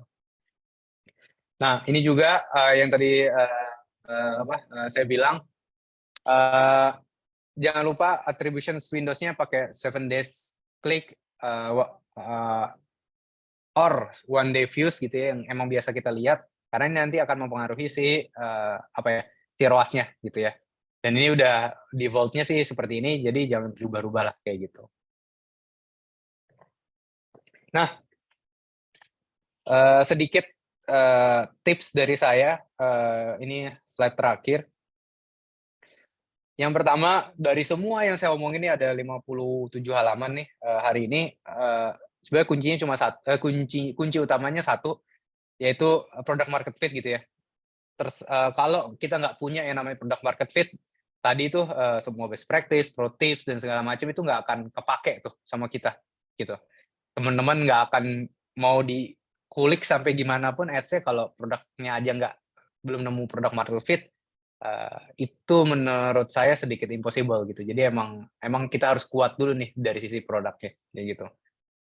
Terus yang kedua, terus lakukan yang namanya A/B testing gitu ya, yang karena A/B testing ini adalah never ending proses, terus berulang dan kita kita learning-nya akan terus baru gitu ya. Setiap kita mencoba hal yang baru, pasti nanti kita akan menemukan hal fun fact yang baru, menemukan data-data baru yang kita bisa consider sebagai actionable insight untuk kita ke depannya gitu. Jadi A/B test terus, coba terus pelan-pelan dari budget kecil ditambah dari satu campaign ada dari satu dua campaign ditambah terus. Ketika udah menang winning campaign-nya, ketika udah punya winning campaign-nya dijalanin, bikin lagi campaign baru dan segala macam sehingga kita bisa menemukan best optimum dari si campaign kita. Nah, terus yang ketiga, ini yang paling penting juga, consider di omnichannel campaign, karena hari ini channel makin banyak. Tadi kita ngomongin Sipas tuh ada Shopee, Tokopedia, mungkin Lazada, terus ada TikTok Shop, terus ada iklan di masing-masing marketplace. Terus itu yang membuat hari ini banyak banget platform untuk beriklan, platform untuk berjualan.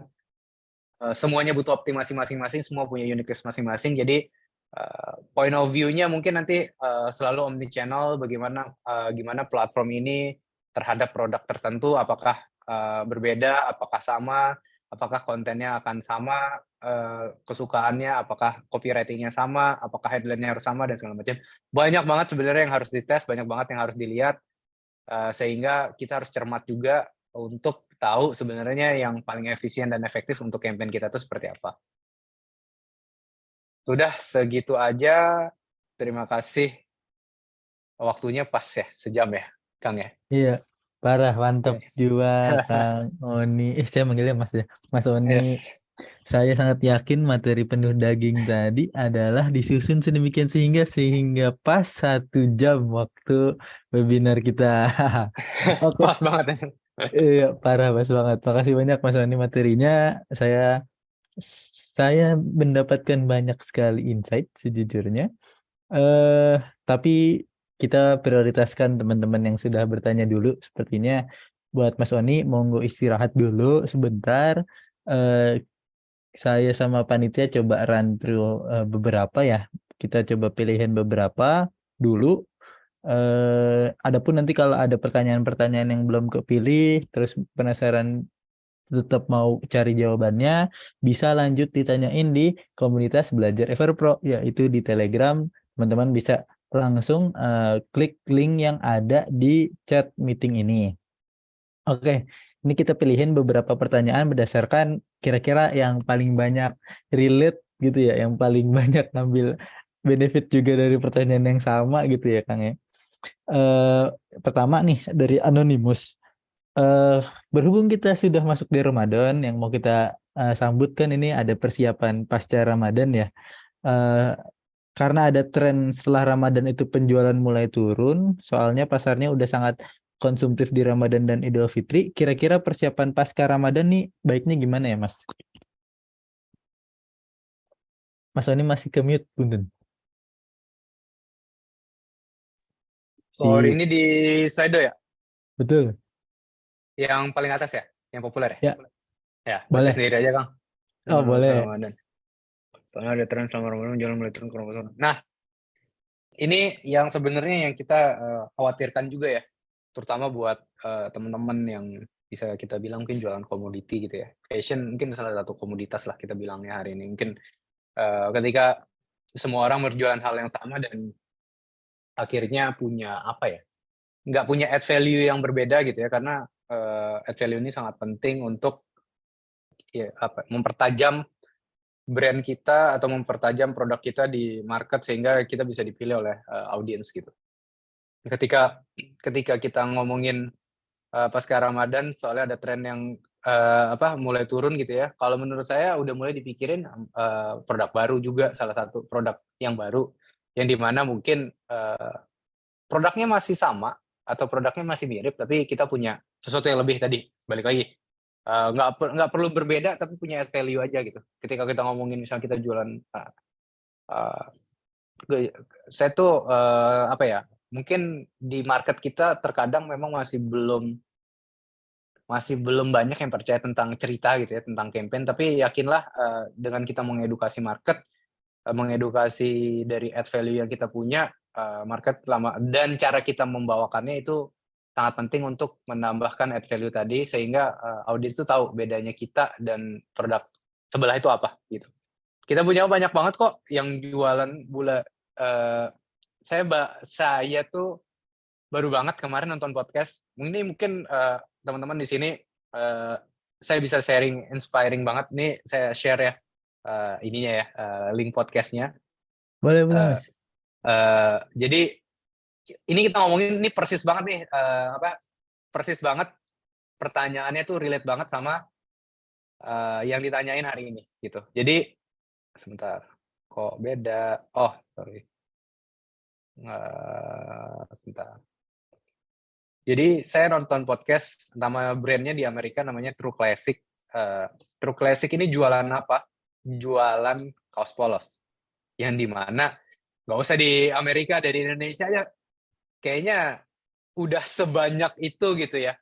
Betul, betul. Yang jualan kaos polos, tapi last years. Ini mereka bootstrap nih campaign-nya. Company kalau nggak salah 3 tahun. Baru 3 tahun. Tahun lalu jualan mereka 150 juta USD. Dan satu hal, nggak pakai duit VC. Ini bayangin, Mantap. jualan kaos Bootstrap. polos, bootstrap, nggak pakai duit VC, 150 juta USD. Itu tuh kalau di rupiah sekitar 2 triliun. Lebih, 2,5 triliun. Saya aja yang langsung pas nonton podcastnya langsung kayak ke trigger. Ini tuh cuma jualan kaos polos loh. Yang dimana kayaknya ya tadi sekali lagi market saturated kayak di Amerika aja masih bisa jualan segitu banyak. Karena apa? Karena cerita. Karena ceritanya kuat, ceritanya keren. Dia cuma bilang ya simple. Ceritanya itu adalah kalau nggak salah ingat, saya belum nonton sampai habis, baru setengah. Intinya adalah dia menciptakan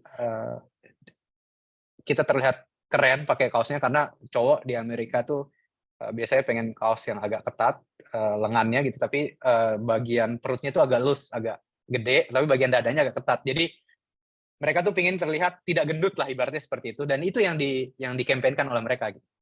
Mereka fitting di podcast itu, mungkin nanti teman-teman bisa nonton, mereka sampai spend 30.000 US, 450 juta cuma buat riset produknya, bikin Dalam kaos banget doang ya nih. riset si Ini produknya. makanya saya ngomongin, kita cuma ngomongin kaos doang, kita ngomongin market yang jauh lebih saturated dari Indonesia.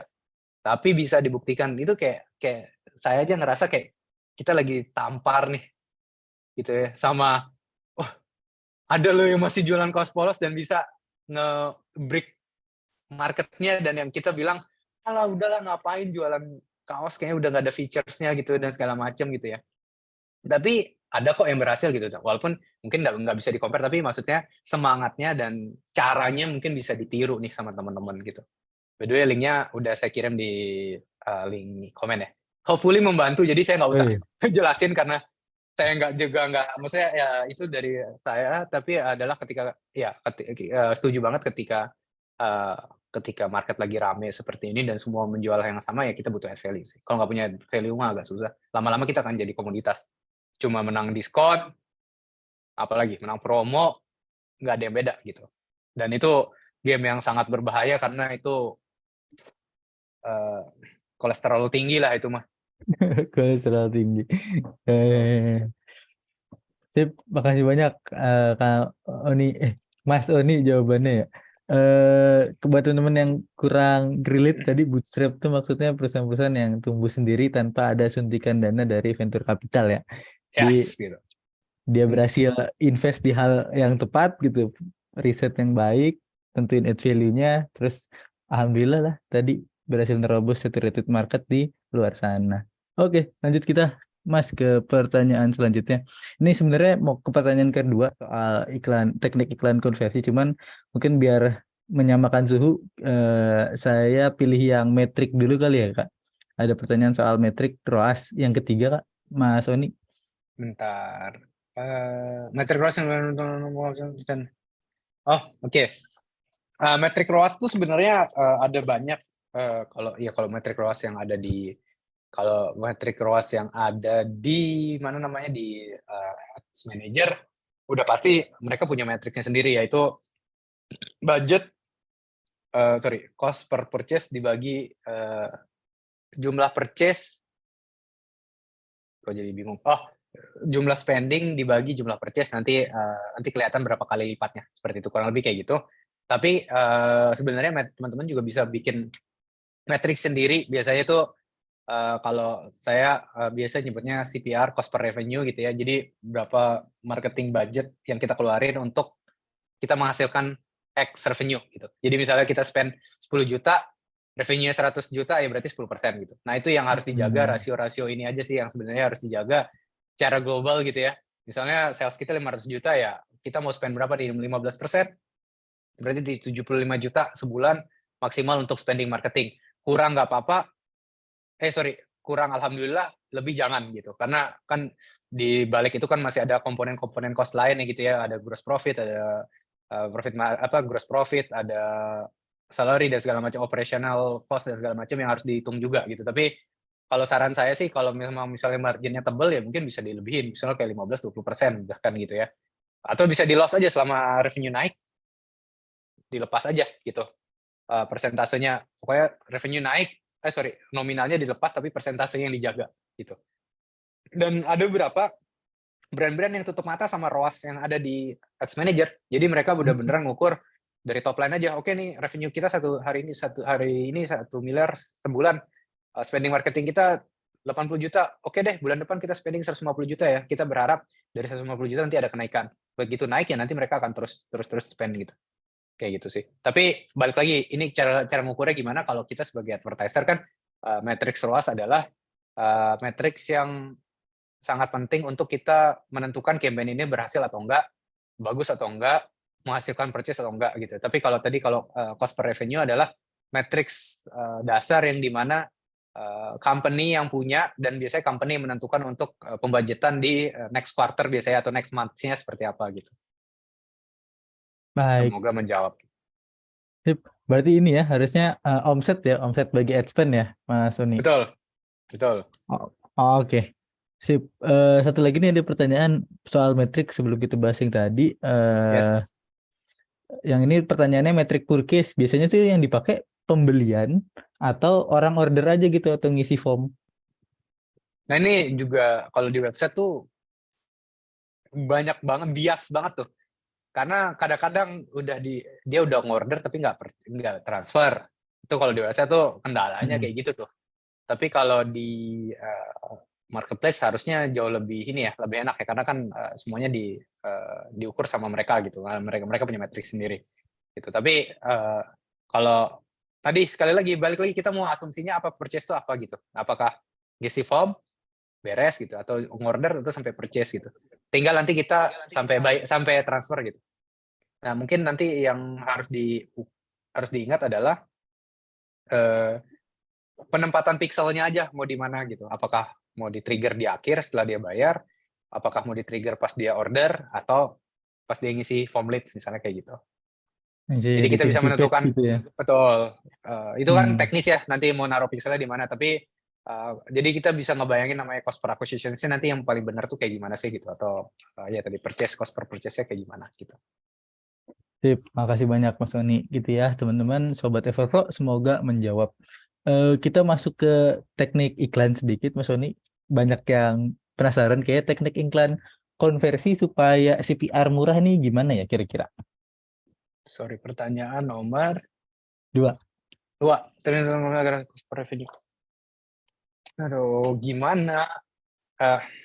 Ketika kita Terlalu ini ya.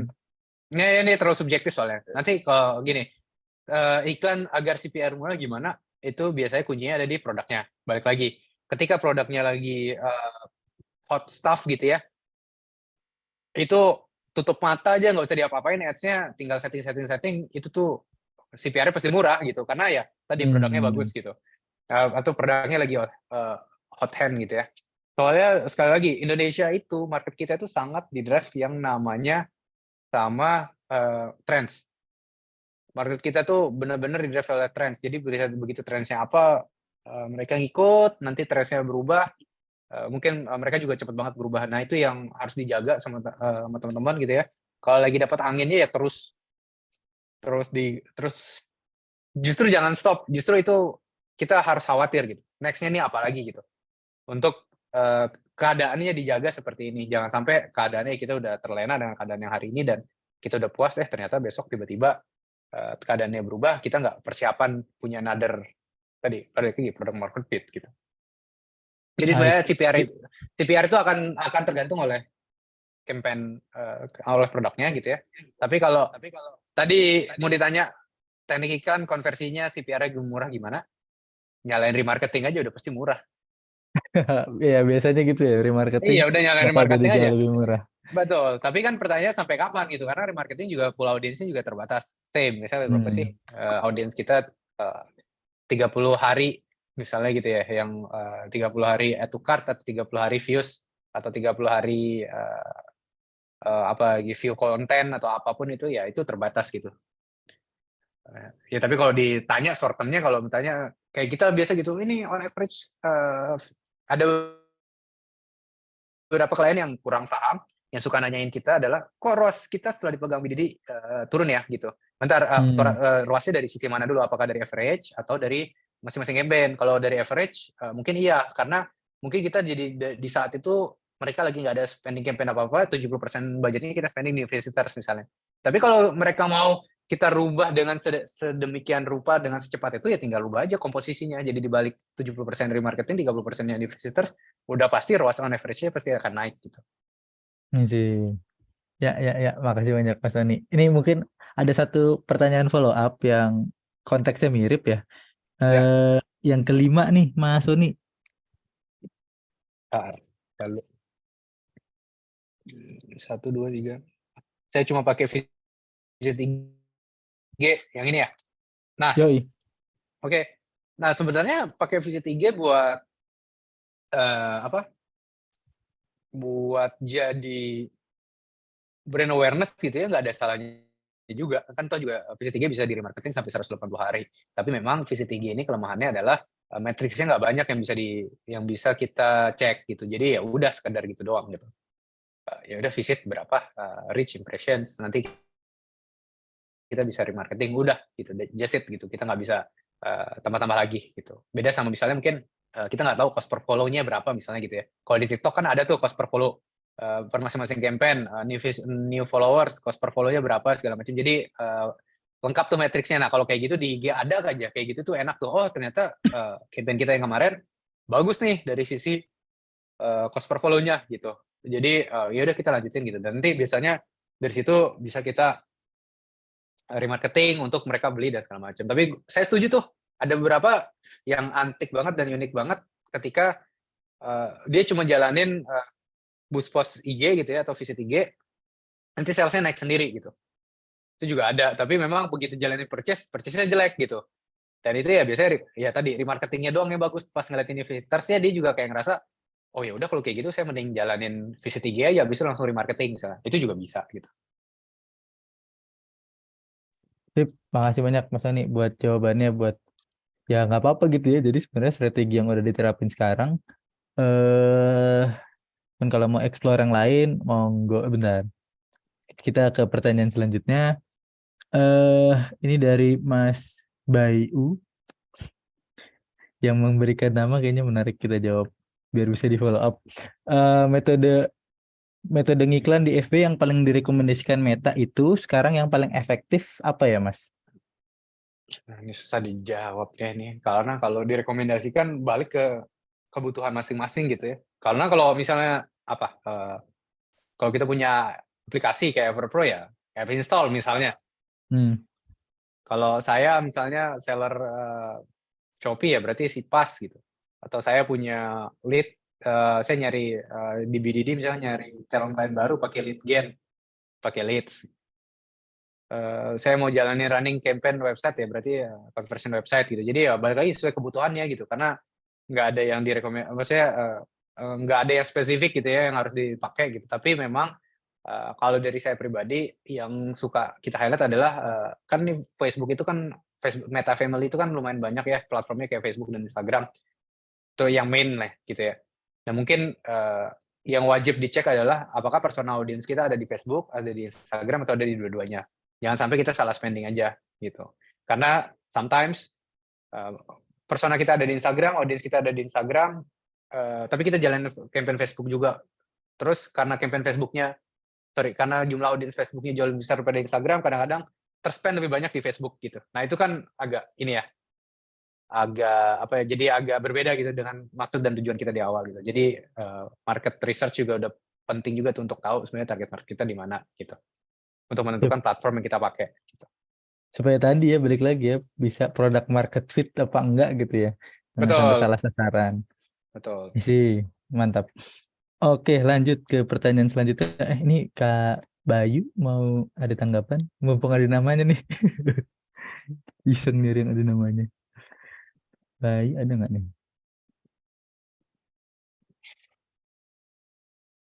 Ada, tapi nggak ada kayaknya. Ada tanggapan maksudnya. Oke, kita lanjut ke pertanyaan selanjutnya. Sebenarnya dari tadi kan kita ada contoh-contoh ya, tapi kebanyakan produk. Ini ada yang nanya nih, Mas, strategi ads untuk jasa gimana ya Mas kira-kira? Mungkin kalau perlu dielaborate sama salah satu case study Mas juga nggak apa-apa. Oke, ya jasa mungkin paling gampang kita pakai case study BDD aja ya kali ya, yang mungkin mirip gitu ya. Kalau di kita sih sebenarnya kita sendiri hari ini fokus di LinkedIn, udah pasti. Karena kita menganggap LinkedIn adalah salah satu tools yang paling profesional kali ya, kita bisa bilang, yang hari ini mungkin audiens kita ada di sana. Tapi di Instagram pun kita masih jalan untuk lead. Aduh, saya lupa, udah nggak megang ads-nya. Tapi kita kalau nggak salah ada lead gen traffic ke website untuk free consultations. Jadi kita punya program namanya free consultations. Di situ nanti audiensnya bisa isi data. Nah itu yang kita salah satu kita drive di Instagram. Kalau di LinkedIn kita pure nyari B2B leads gitu ya, yang memang pakai formnya juga dari form LinkedIn kayak gitu. Jadi balik lagi kebutuhannya apa? Kalau buat leads ya pilihannya kalau dari saya pribadi ada dua, yaitu kalau nggak di Instagram ya di LinkedIn. Karena kita ada beberapa klien kita juga coba di TikTok atau di Google gitu ya, nggak ada yang terlalu bagus. Memang udah paling benar kalau nggak LinkedIn ya Instagram gitu. Kalau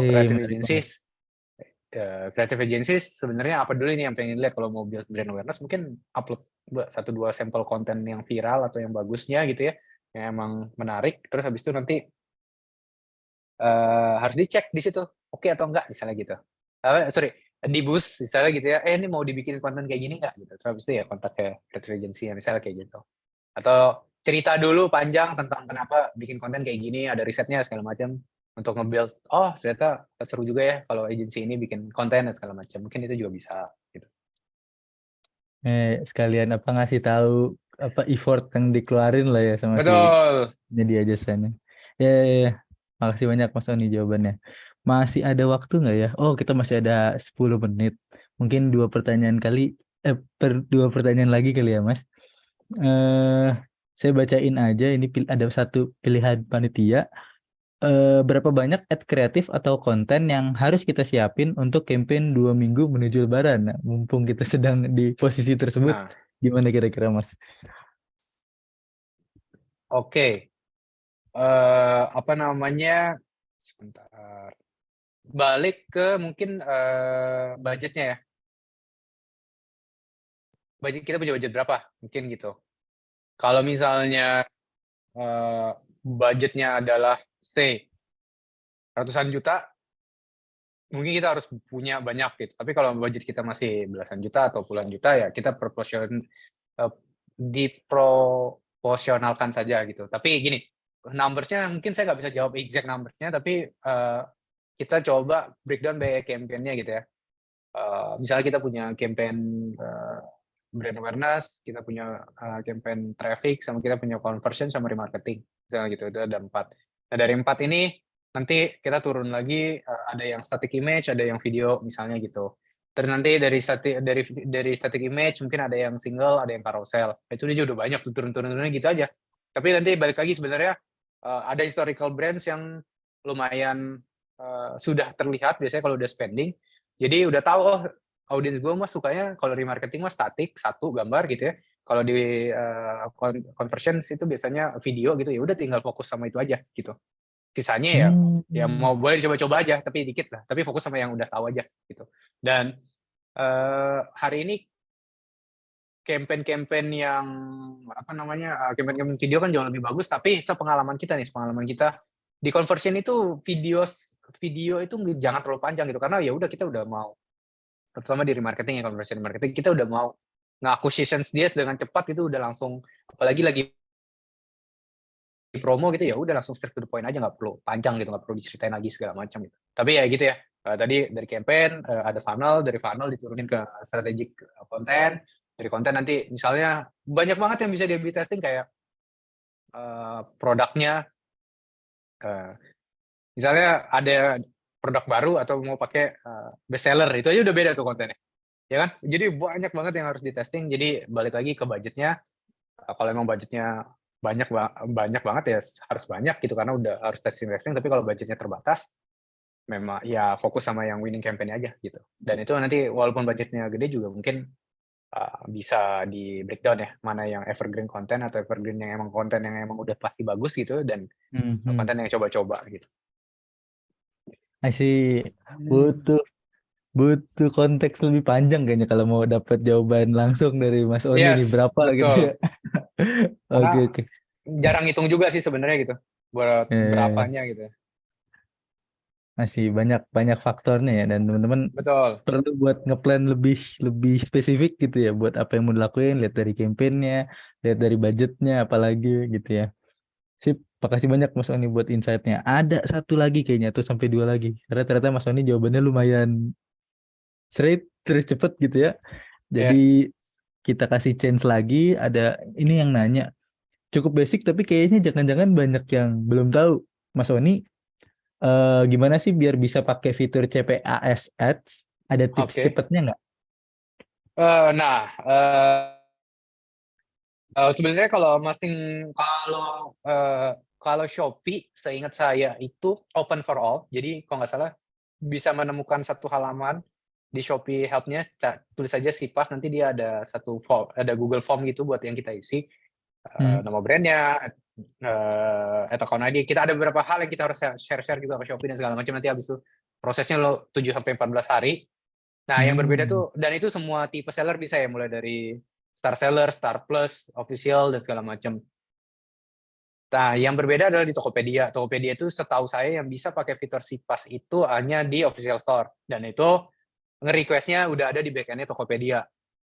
Udah ada langsung di situ, nanti kita tinggal ya next saja, mirip kayak form Shopee, tapi mereka ada di backend-nya, jadi nggak perlu pindah-pindah, nanti tinggal share account ID, harus ada yang share katalog ke Tokopedia segala macam. Ada share beberapa view account gitu ya, share setting perintilan di situ baru bisa nanti di share sama Tokopedia. Tapi memang hari ini Shopee yang lebih gampang ya untuk nge-request, karena tadi ketika official store kan nggak semua tokonya di Tokopedia official store ya. Sama ini deh, kayaknya kalau salah udah bisa. Yang ada plusnya apa ya? Gue lupa lah namanya, itulah pokoknya yang plus gitu. Power Merchant Plus, nah itu bisa nggak salah sih. di open. Gitu. Kalau nggak salah ya, Tokopedia gitu. Tapi kalau Shopee sih kebuka tuh buat semua. Jadi tapi paling cepet emang ya 7-14 hari, 7 hari gitu ya? Mas, paling cepet. Betul. I see. Apalah teman-teman, jangan ditunda lagi gitu kalau gitu ya, langsung aja. Setelah tadi kan di awal Mas Sony sempat cerita juga soal perbandingan ROAS Meta Website sama Meta Sipas. 2,4 versus 8 ya kira-kira ya. Lumayan jauh. jauh. Bisa 4 kali lipat. Tuh Gokil. ada Q&A-nya saya kirim di ini ya, di fitur chat. Oh, ini soal daftar Sipas di Shopee ya. Yes. Sip, Betul. makasih banyak Mas Sony. Oke, kita lanjut. Satu lagi kayaknya bisa nih dari Anonymous masih. Mas, biasanya berapa lama kita bisa ketemu winning campaign? Apalagi untuk UKM pemula, kira-kira berapa budget per hari yang kita perlu sampai dapet tuh winning campaign-nya? Nah, masalah budget mungkin harus disesuaikan juga, tapi biasanya kalau dari kita di BDD yang hari ini kita buat rules-nya gitu ya, untuk service kita di BDD, kita minta klien tuh untuk minimal spend tuh di 200.000 sehari atau 6 juta sebulan. Karena dari situ udah mulai bisa testing tuh, banyak yang kita variable testnya gitu. Tapi kalau biasanya kita saranin untuk pakai service yang satu lagi yang CSS digital, karena service-nya lebih lightweight dan kita bisa akomodir lah budget yang lebih rendah kayak gitu. Tapi kenapa minimal 200.000? Tadi ada banyak hal yang bisa di-testing, ada banyak hal yang kan kita lagi ingin mempercepat knowledge kita sehingga kita tahu winning campaign-nya yang mana gitu ya. Nah, kalau budgetnya sangat terbatas, kalau mesti dicoba ditungguin dengan jadi yang tadinya bisa 2 minggu misalnya gitu ya, tapi karena budgetnya terbatas jadi harus 1 atau sampai 2 bulan, nah itu repot di kitanya dan kasihan di kliennya kayak gitu. Jadi biasanya kita saja 200.000 start sehari itu udah paling minimum tuh hari ini gitu. Itu kira-kira berapa lama Mas Sony ketemu campaign dengan 200.000 sehari? Nah itu kalau itu sih walau alam bisawab ya ininya detailnya. Tapi biasanya seminggu 2 minggu tuh udah, kalau produknya udah market fit sih sebenarnya seminggu 2 minggu udah kelihatan resultnya udah kelihatan. Tapi jujur memang kayaknya kita last 6 months kita lagi nggak pernah megang new brand gitu. Biasanya yang datang ke kita udah beneran yang udah pernah jalan ads, yang udah punya sales, udah punya product market fit. Jadi kita ngoptimasinya jauh lebih enak gitu. Kalau kita tarik 2 tahun yang lalu tuh awal pandemi atau itu banyak banget new brands yang spending 6 juta. Hari ini mungkin klien kita udah nggak ada yang spend segitu gitu ya.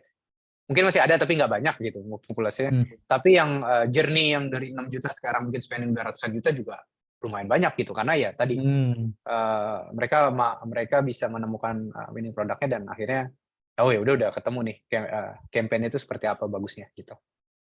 Masih, thank you banget Mas Sony. Bentar, ngitip waktu. Wah, ada 2 menit. Soal nyari winning campaign ya Mas. Nih ada satu pertanyaan yang masih berkaitan, jadi aku sekalianin. Kan testing lah ya, termasuk di dalamnya testingnya yang level kreatif gitu, karena sekarang trennya ya kalau kreatifnya oke, insya Allah oke lah campaignnya gitu ya. Nah, sebenarnya yang biasanya lebih sering dites atau lebih prioritas buat dites di level kreatif itu apakah kontennya, apakah copywriting-nya, atau mengkah di adset-nya gitu, target audiensnya? Kalau saya pribadi lebih suka di adset-nya pasti, sama di kreatifnya.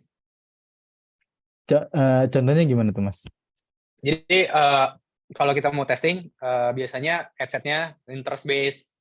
Kalau misalnya kita beneran kayak kita clueless baru banget gitu ya bikin ads dan segala macam, jadi kita nggak punya audience, kita nggak punya apa, jadi interest based, kita cari related interest dari brand kita, sesuaiin demografinya, habis itu bikin kontennya. Nah, nanti yang banyak di testing itu adalah di interest ini cobain konten A dan B misalnya. Nanti kalau kurang bagus ya ganti lagi C, D, ganti lagi gitu. Nanti ada. Nah, konten A dan B ini mungkin nanti di running di several interest gitu ya. Nggak cuma satu, biasanya 3 sampai 5 interest yang berbeda. Kita lihat nanti result yang paling bagus yang mana. Yang bagus kita lanjutin, yang jelek ya nanti kita ganti kreatifnya dulu. Kalau masih jelek ya berarti mungkin interestnya nggak relate, kita cari another interest kayak gitu. Jadi testing-testingnya di situ.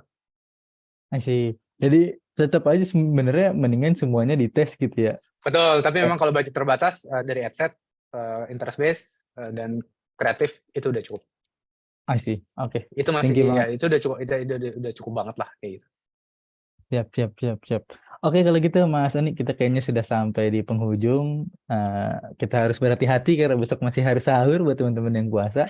Jadi kayaknya kita lanjut ke sesi foto. Cuman buat teman-teman, saya mau nyampein dari panitia, Mas Oni, mohon maaf jangan live dulu, karena kita mau Siap. foto.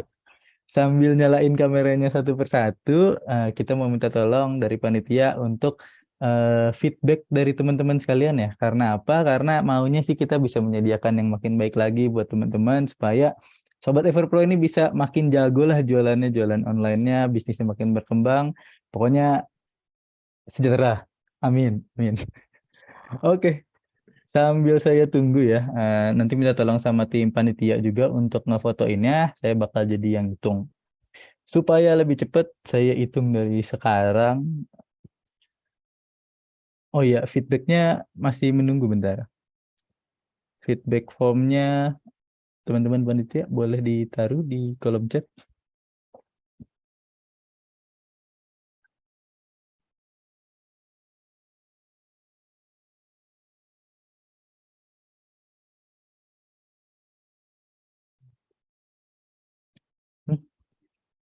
Oke, sip.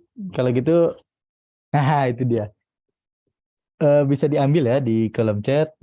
Saya masih menunggu yang mau open cam sambil saya hitung mundur. 5 hitungan nanti bakal dicekrek sama panitia sekali. Boleh sambil diatur-atur, sambil makan juga nggak apa-apa nih. Mas admin Zoom sedang makan. Jangan baru makan berat nih Mas. Mangga Mas, nggak apa-apa. Lanjut.